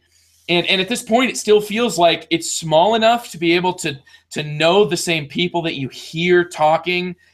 And it's still, even when it comes to the bigger names in the hobby, you still see them walking the halls at a convention, sometimes not being followed by a posse of their supporters. But anyway, it's such an integral part of the hobby that you are negotiating social situations together with an actual game, with analyzing the pieces of the game, how the game works, how the game is intended to be designed. So, that being said, guys, about my playstyle, I feel like I don't feel comfortable even saying that I have a playstyle. And that might sound weird, and maybe it's pretentious as all hell, and that's probably something our listeners have gotten used to at this point. But the thing is, like, I feel like at any point I could, my playstyle is continuously evolving to either move away from or encompass and swallow new types of games that, in my opinion, because of how well they are designed and how well they get to the core of what is specifically entertaining about a type of interaction or a style of game, that I'm able to like grow that direction. And I don't want to say that this is my play style. I don't want to say that I lost a friend playing Vanuatu because I'm a mean player, because I play for keeps.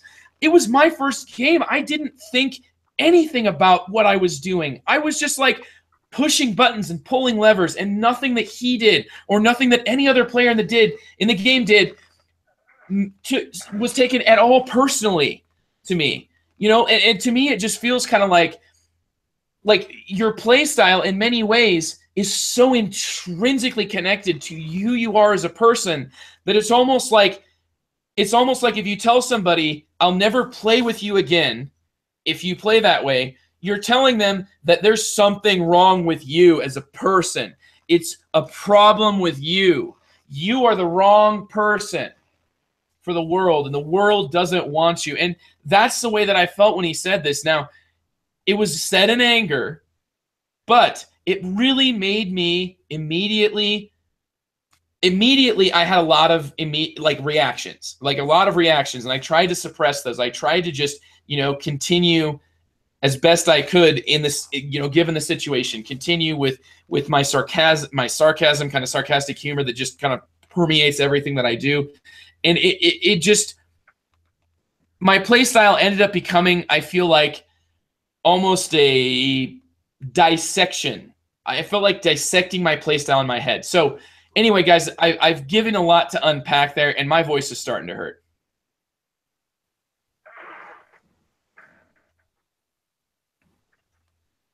Hello, Crickets, TC. Hello. Oh no, I was waiting for Trent to chime in because I was curious how. Okay, I'll go first here. For me personally, I got into board gaming because I was getting out of video games. I got tired of the solitary experience of a video game. So a large reasoning I started going playing board games was for the social experience of it. I love going out. For me, playing a game is pushing a bunch of cardboard around with people who enjoy doing the same thing. Now, a lot of that comes with an understanding. Now, I'm a very polarizing gamer. I'm going to say that flat out. People either really, really like gaming with me or they really, really do not. I fly on both sides of the spectrum, and I very rarely fall in the middle. It's my personality type.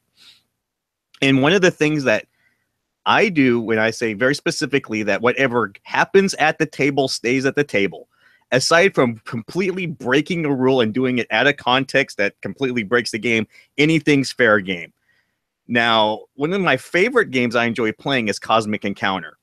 And that's usually I use that as a baseline to see if people like my play style. Because I was playing with a group of middle schoolers, and I was playing against a librarian, and she's this really sweet, trusting soul.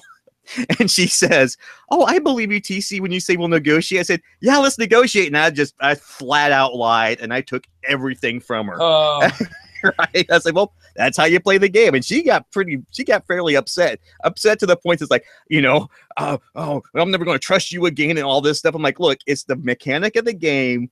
It's my play style, and I specifically pulled out this game so you could be aware of how I play.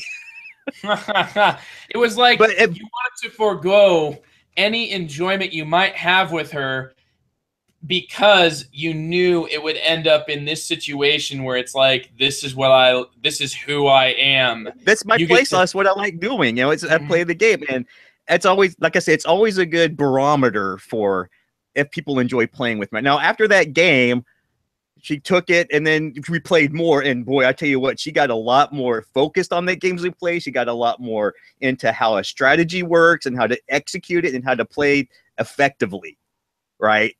But yeah, it's I cannot fathom doing something in the game, and it actually upsets people. I've seen it happen.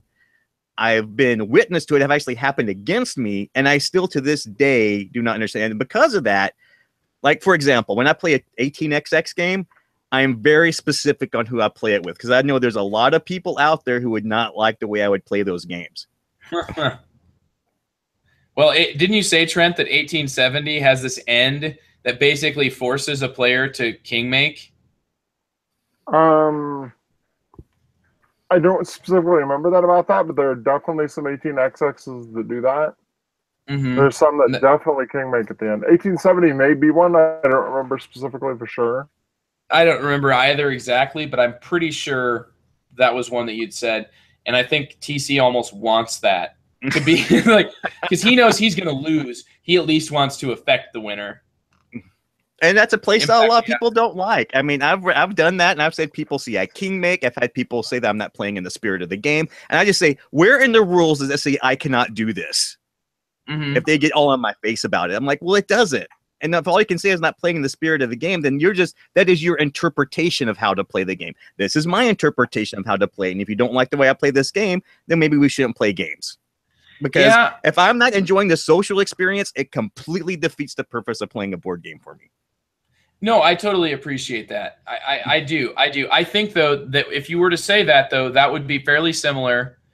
It would be more that you were provoked into saying that, but it would have the same sort of an outcome as to what this individual did when they said this in the middle of a game that I was playing. And we were only halfway through the game. So it was like, feeling like... honestly, if I was in a situation where something like that came up and it changed the tone of the game with people playing and people didn't feel comfortable playing it, I would have packed the game up right then and there and said, you're done. I did offer for that. I was ready to, and then... let's keep playing. And it wasn't, it was specifically this player that was like, I never want to play with you again, but no, we're going to finish this one. It's like, well, if you say if you don't want to play with me again, then why even finish this game? Yeah. If you're going to make that kind of statement, seriously, if you're going to make that kind of statement in front of other people directed specifically at you, then you better be ready to cash in on that statement. I mean, that's hard, but that's the way it is. Yeah, there's more to this story, but I'm not wanting to make it about this story. I want to make it more universal. I want to make it more applicable, because I think that there are deeper social truths, maybe not social truths, but social factors that really, I mean, like, I think that when I don't feel like I have a play style of a game on my first play of it, no matter what. Like if it's my first play, I don't feel like my play style is anything. I would say one thing though, like if you aren't playing to win, I don't think games are really the hobby that you are in this for. Like if you're playing to make a social contract with everybody at the table, they are all going to be absolutely, the most cordial, sweet individuals to each other, then I just feel kind of like, maybe like games are inherently a competitive exercise. Games are inherently competitive exercise. Like, to me, it's tough for me to fathom the idea that my play style in a game that was interactive. So let's take all the other factors out, right? I'm sure that people listening are thinking like, well, how'd you end up playing this game? Was this player coerced into playing this game? Was it not a style of game he's interested in? Take all those factors out. Now, if you're curious, the player that said this to me was the player that suggested the specific game that we play, Vanuatu, and this player, so I mean, like, when it comes down to it, let's say that one player is super gung-ho about an experience, another player is not gung-ho, and everybody at the table is just fine, but then you just find that, like, all other things being factors that are not impacting the situation, right? Ideal situation, vacuum, impossible, I know, but whatever. Imagine that. Like, I play this game not to be interactive, but I talk through all my turns. I talk through what you're doing. I make sure that you're happy with how you're doing. And I have, like, almost a expectation that whoever's teaching the game, regardless of whether or not they've played before, is going to lose no matter what. Like, by design, they should try to lose. They should not try to play the game. They should just try to make sure that if they figure anything out, they do the wrong thing based on that revelation, because that's what you do as a good teacher for a game. Now, imagine that's one person. Now, the other person is just somebody who goes into a game thinking, whatever things I figure out during this, I will then try to use that information towards the goal of playing the game and getting the most points and winning the game, I guess, playing competitively, but if the thing is, like, in that situation, what do you think, guys? Is there an inherent incompatibility between two different players? out there? Is there just this inherent incompatibility that we should just accept? Or should we challenge ourselves to try to appreciate everybody's play style? What do you think, Trent? The problem with a public game night, like what the environment you described is, you have different people coming in for different reasons. And this is not a public game night, by the way. I mean, like, let's just say that there's one single table left in the universe, and everything else is not important. And at this table, you have this group. So I mean, like, I understand what you're saying, but like, let's say that it's not a public game night. Let's say it's a private game night at somebody's house. How does that change it? If that was said to me and I was not hosting that game night, I would finish out the game if they insisted and then leave and never return to anything they invited me to. Because that's someone I don't want in my life. In fact, I'm going to say this for the people who know what I'm talking about. I know where this game night occurred that Joe is describing, and I have no interest in ever going back to a game night at that store ever again. Mm-hmm. Yeah. I'm going to be as clear as I can about that. Mm-hmm. Because that's not something I want to deal with in my game nights. If I choose to make a tough move against someone, well, then that means that we're playing a game that allows tough moves against people, and that's part of the game. Deal. Mm-hmm. I expect you to kick me in the teeth within the game limit as well. Bring it. That's the game we're playing. And if it's a first time playing it, we're discovering this about the game. That's part of the process. If you're going to like threaten me and say, I'll never play with you again because you didn't do some move that I didn't like the way you did it, I don't want to play with you. You're like making up your own rules as you go along. You're not wanting to play the game by the rules that are set on the table, and you're trying to use social pressure to make me do that. I don't have any interest in playing with you. I'm not going to come back. And apparently, if that's socially accepted at that game night, I don't really want to go to that game night. I wouldn't go as far as to say that it's socially accepted at the game night. I wouldn't, I mean, and like I said, it's making it a lot about the specific game night, and I'm really wanting to focus on playstyles, but I understand what you're saying there, Trent. I mean, like, and that to me answers the question I asked, which is that I don't want to come off too general here, but gaming as a hobby involves competition. Gaming as a hobby does. If people get that way, I mean, they have co-ops they can play, right? I mean, this guy hates co-ops. I'm sorry, man. Like I said, everything that you're going to suggest here is something that just doesn't make sense to me. But I'm trying to understand. When you say play styles, I mean, there are certain play styles that I would have to agree are incompatible because, it can get into this vicious cycle where someone goes, oh, well, you played this, you did this move, and I don't like it. And someone like me is going to go, oh, you didn't like that move? Check this out. Right? This just escalates and it just explodes. This has to be like someone who is kind of passive-aggressive. This is the kind of passive-aggressive thing I would hear. Someone who prefers to play basically multiplayer solitaire games and didn't like the fact that they played a game that wasn't multiplayer solitaire. Mm-hmm. Yeah, I mean, to a certain extent, yeah. But then, do you fault the game? Do you just wash your hands and say, hey, let's put it like this: I have very frequently fault the game for someone else being passive aggressive. No, but I have frequently gotten into gaming experiences and then regretted it before the game was over. Like, I've done this before, and I felt like it wasn't the game's fault. It was my fault for incorrectly assessing what that game was going to deliver and how it was going to meet my playstyle. Does that make sense? Yeah, that's completely normal. That's a normal feeling. This is not the game I expected. But that doesn't mean you start threatening other players because they're not playing the way you want. So, funny story, Trent. I mean, I think we may have talked about this before, but our first game, I think the first game you and I ever played at a table together was a game called Black Fleet, which you might know from all the times it's been on sale for like 10 or 20 bucks, even though it comes with these beautiful metal coins, because they've made more copies than they needed to. I think it was one of the earliest Space Cowboys designs, where it was a just beautiful production, right? Space Cowboys really knows how to do that. Anyway, what happened was it's a game about pirates directly interacting with other, you're directly interacting. You're stealing things. You're killing their ships. And so what happened was one of us, either I attacked Trent or Trent attacked me, or one of us attacked the other player in the game. Me and Trent both kind of looked at each other, total strangers at this point, only with the fact that we grew up in places that are across the river from a very sparsely populated region in the heartland. That's all that we knew about each other.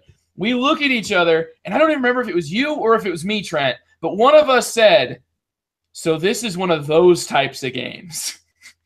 You know? Yeah. Like it was like, this is the type of game that it is. We both looked at each other. We made this sort of social contract that we know now to play this game, we have to be okay stealing each other's booty and you know, taking each other's ships out and then using the Spanish to police, you know, whatever there's like police in that game that you could use to then take out people's ships and stuff.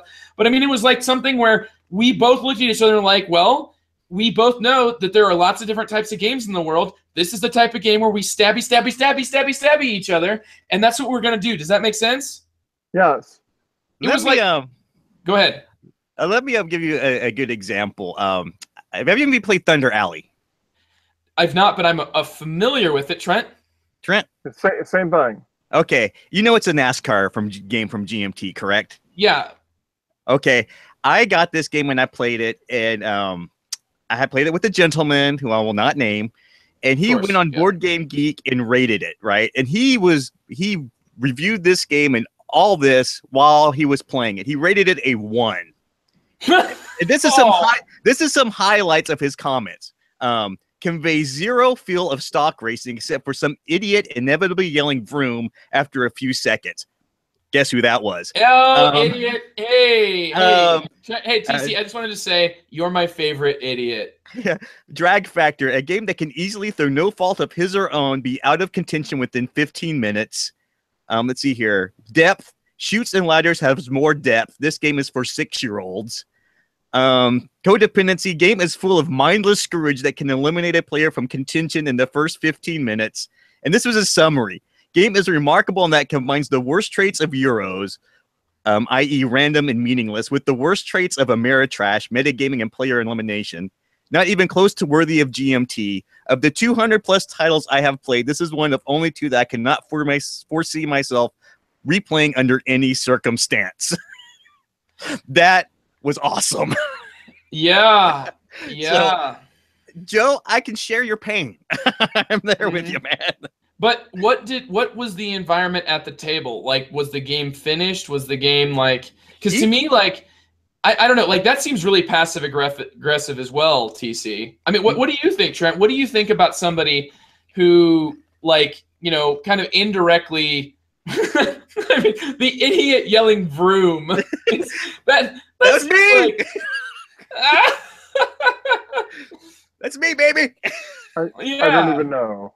I mean, I feel like you got to be able to just jump onto the bandwagon every now and then, right? Jump onto the bandwagon of the game, of the experience, of the environment. Like, get over yourself. Get over what you want. Look for what the game offers. Like, whatever your play style is, if you think that it's totally cemented, you know what you like, you know that it's not changing, that's ridiculous. Every game is going to offer something new, and it might be your play style if you haven't already made up your mind that these are the games you like, and then you read a review, and you already know you're going to like the game before you buy it, and you get that game, and you say, oh, I love this game. Yeah, you've already made your mind up, man. That's the thing, like, you got to go into things with an open mind. And I think that deciding that you have a certain play style and that your play style is incompatible with others and stuff like that, I don't know, man. It just, to me, there's so much more to this hobby than just sticking in your own comfort zone. It's what I challenged my kids at this first meeting of Gamers Club. At least once in this year of your participation in Gamers Club, I want you to play a game that you didn't think about before then. I want you to play a game that you don't want to play. And that was specifically what I said is I want you to play a game that you have no comfort in. I can't remember exactly what I said. Something like that. It was paraphrasing. I'm paraphrasing here, guys. But it's something about just reach outside of the things that you like. It's what keeps us consistent. It's what humans have over the other animals. The other animals all have specific wants and needs that are immediately the only things on their mind. It's what they're always thinking about. You can predict their behavior because of it. And as humans, we can outthink you. We can use our ingenuity to get around that. And if you just decide that this is what I am, you are really limiting yourself. And that, to me, is what I have to say about Playstyle. Like, there is so much more out there. There's so many games that should be pushing you in what you like and what you expect. And I think that's what I came out of this whole discussion that we've had now. That's what I'm taking away. I don't know, guys. What do you think about that? Go for it, Trent.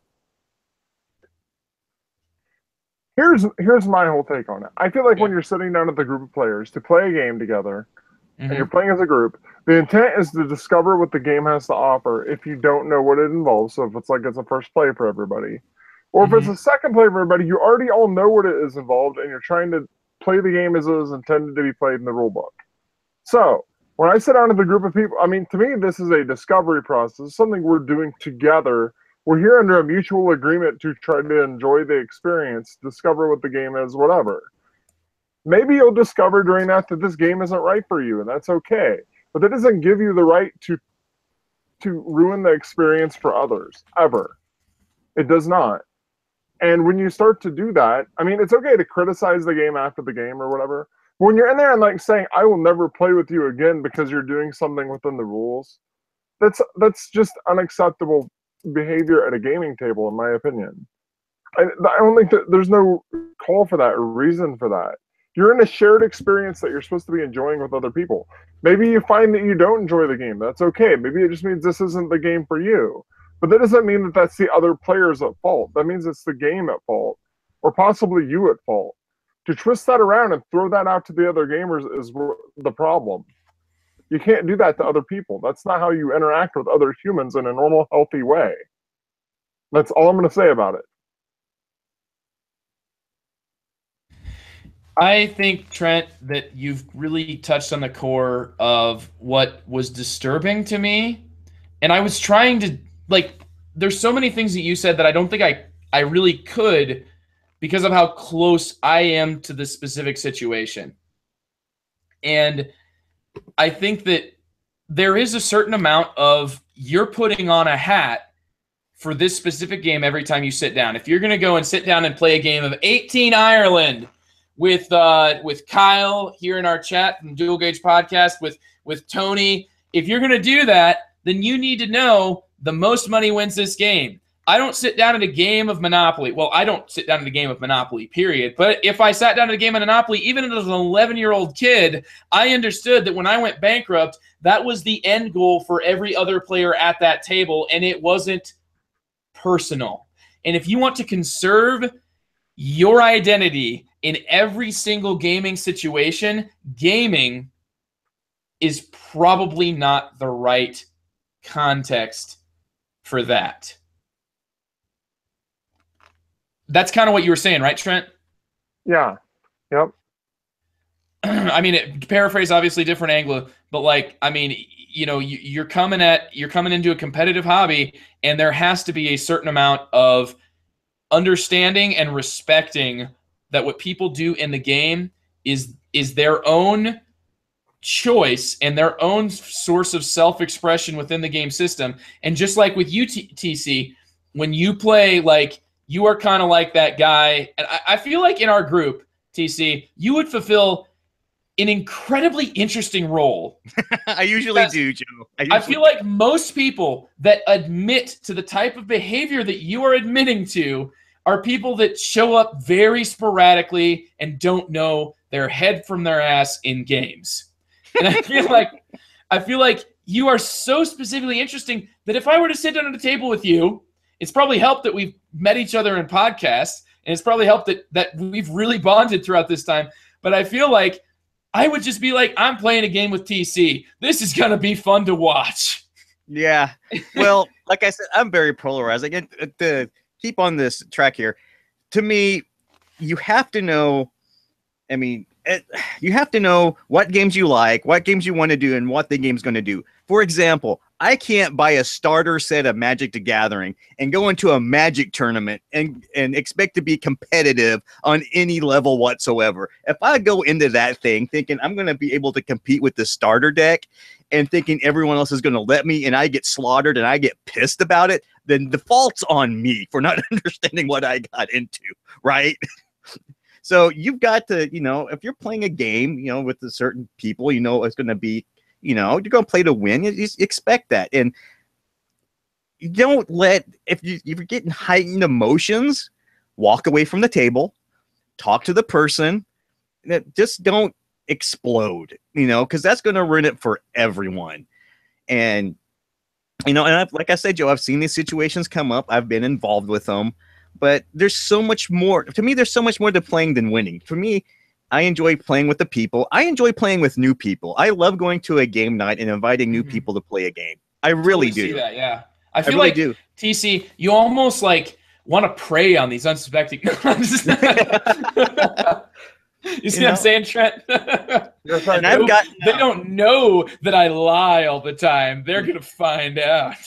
And I've gotten people, like when we played Twilight Imperium, I got one person into war gaming. She wants to play more war games. I played another game of she went from Twilight Imperium to Game of Thrones. She liked that kind of gameplay so much. So yeah, it's weird. People, I mean, to me, it almost sounds like something else is going on, but that's beside the point. It's just go in for a social interaction and have fun.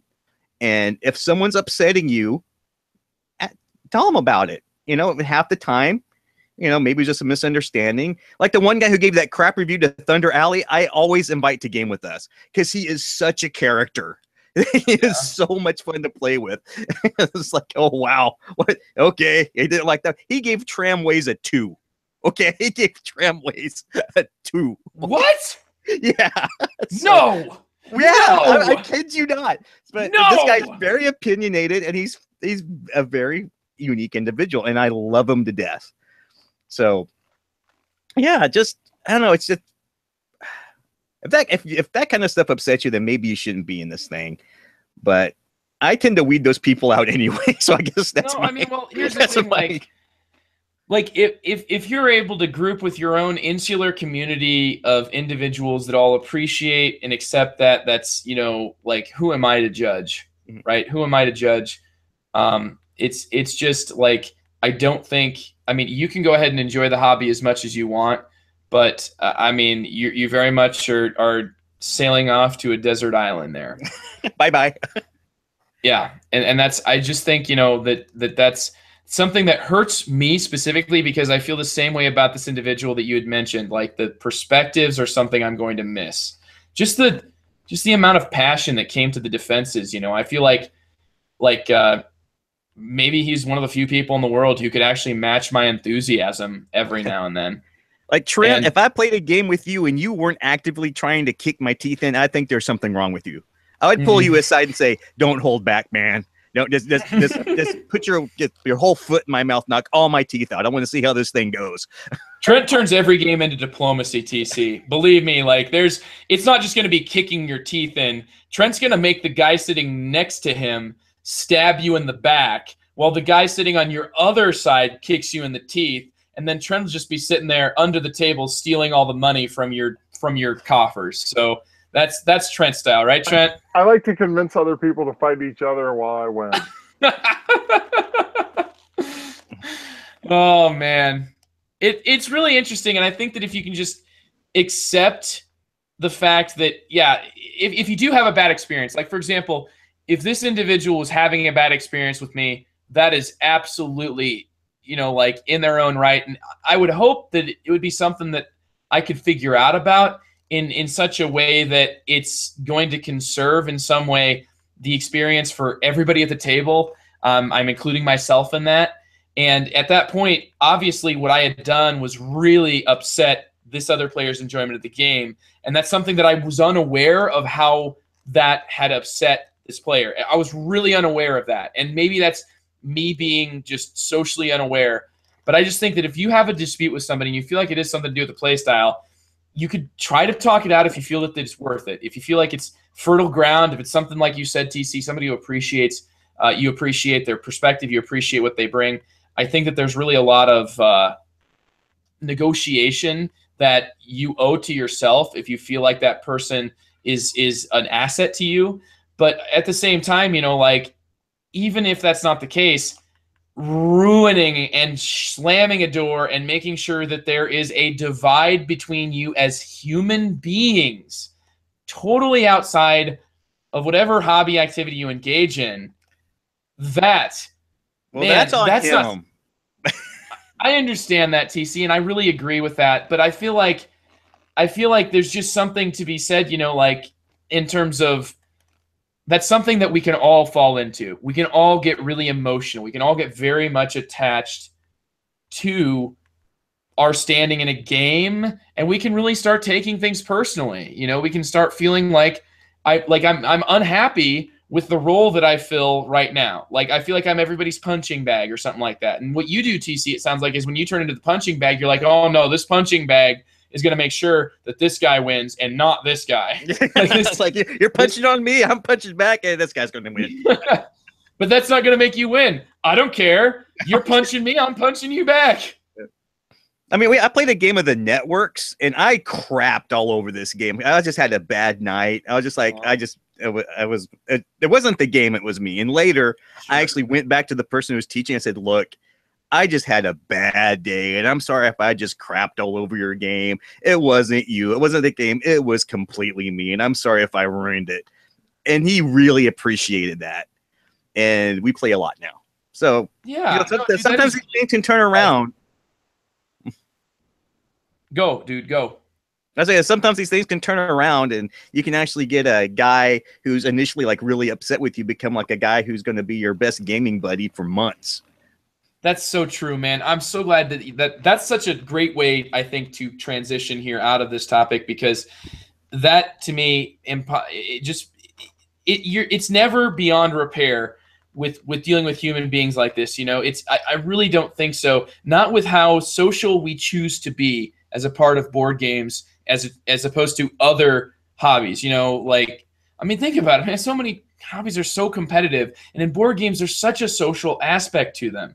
You know, there really is, specifically what we engage in. Chess, Magic, you know, there's these more competitive versions of a similar hobby, but we choose to play tons of games, and they involve social aspects, social relationships. The people really do then become what's constant about our hobby because of how much it changes from game to game. So thank you, TC, for sharing such a great little. If I could end it with one story that I really want to tell. Absolutely, this one, man. And you know what? You end it with a story, and then you start your hype right after that. Okay. You start telling us about the Indian Wars game.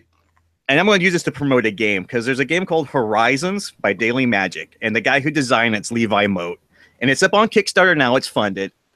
Great guy, great game. I asked him. I always asked him if I could play test this thing, and I asked, and he finally got around, and we played. He was showing us the game, and he was teaching it and playing it.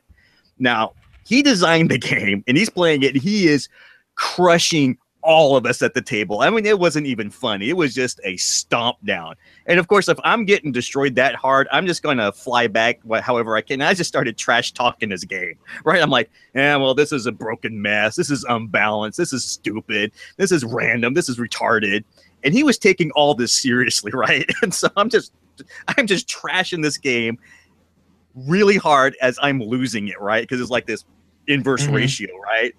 And after we get finished playing it, he's asking everyone what they thought about it. And I just turned around and straight in the face and said, oh, no, that was a really cool game. I really enjoyed it. I think it's really neat and pretty cool. That guy lost his shit. I mean, he just started laughing. He nearly fell out of his chair. He was laughing so hard. I was like, dude, you thought you hated it. I'm like, oh, no. I was just giving you crap because you were killing me at the game. So you were going to, since I was not being competitive at the game, the only thing I could do to even be competitive was to trash talk your game, right? And he just thought, oh man, that's great. And we have a really solid relationship after that. I mean, It got on Kickstarter, and I said, "Yeah, don't back this game. It's a bunch of crap. It's really awesome." And he says, "Dude, I want to put that on the box and all this stuff." What a statement! Yeah, it's you taking these situations and you can make something more positive out of it that's going to build a relationship that's going to last a long, long time. Mm-hmm. Absolutely. Trent, do you have any final thoughts or? Yeah, I mean, it's about people, and you gotta also remember when you're at the gaming table, are you going to dump on a potential friendship? Mm-hmm. I mean, even if it comes down in the end of that, are you dumping on a potential friendship? And there's no board game in the world that's worth that. Even in like the finals of a Game of Thrones tournament where I'm playing against Jonathan.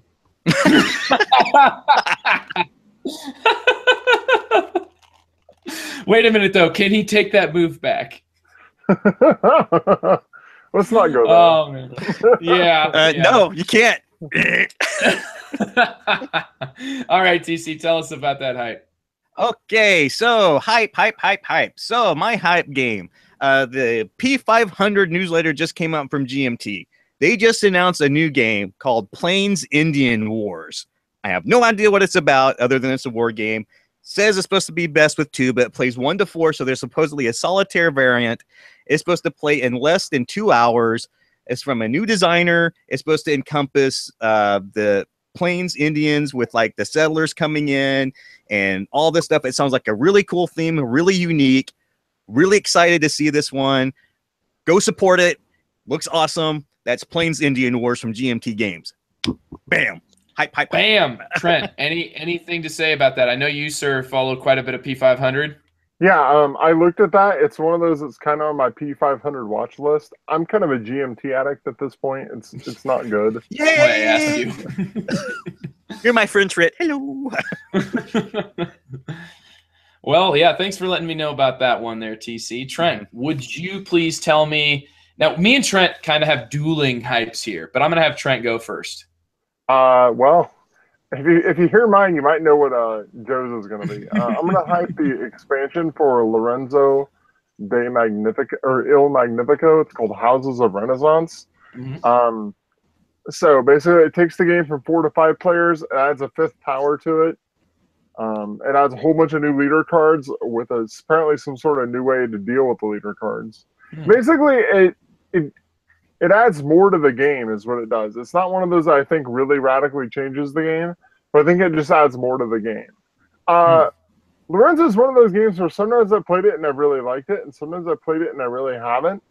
And one of the things I really didn't like about it was actually the leader cards. I found the leader cards to be kind of frustrating in the way that you acquire them. And I'm hoping that this changes that, and I'm also looking forward to quite a bit of additional variety that it will add. I'm looking forward to it, and I will pick it up because I felt there was enough in Lorenzo that I enjoyed it, but I don't know. I mean, it's really hard to tell at this point, but I'm excited and interested in it. I was about to ask what you thought of Lorenzo because I hear people really like it or really don't. And that's the thing. They said like.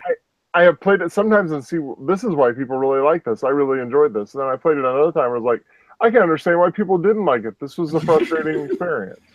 I've had both, so I feel like there's things about Lorenzo, like the fact that you're capped at 6 cards of each type. It's a tableau builder, but you're only able to go so far into each card type, and like the game just kind of inherently makes you better at getting that card by what you do. You build up these like abilities that get you, like you're just able to get more of those cards and generally get a discount. And like you said, Trent, you're frustrated with the way the leaders cards come out. I think you only get a hand of like 3 of these leader cards.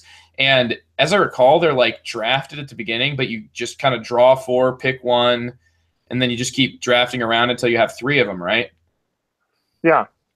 I mean, it's just so it's very small. It's a very small drafting pool. I would agree with frustration there. It's the game, this design team has made Grand Austria Hotel, which they kind of use. I feel like these guys are big Agricola players because the draft like that, this sort of like occupation draft at the start of the game really reminds me of how Agricola works. But in Agricola, you've got 7 cards, and generally you will not play all 7 of those cards. I feel like in the Lorenzo, you really kind of want to play all of those cards. Like I feel like, you will just sometimes be able to really dovetail one card into another card, into another card. And other times you're just like, yeah, I can't do this. Kind of reminds me in a way of the game I'm hyping, because you end up there's so many parts of the game that I love, but that, at the beginning, you just look at your cards and can be like, well, not many possibilities here. Is that what you're talking about, Trent? Yes. Well, the other short comments I have, Lorenzo going up to 5 kind of worries me, because already at 4, like, our group has kind of decided like 3 is better than 4 for that game, because it just gets really tight.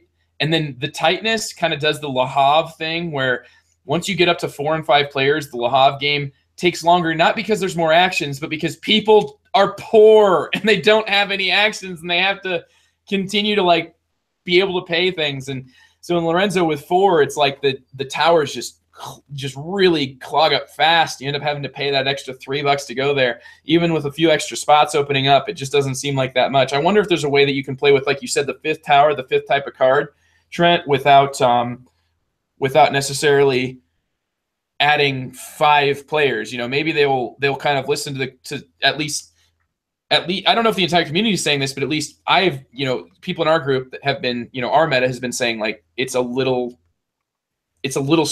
like busting at the seams with 4. Does that sound accurate? Do you know?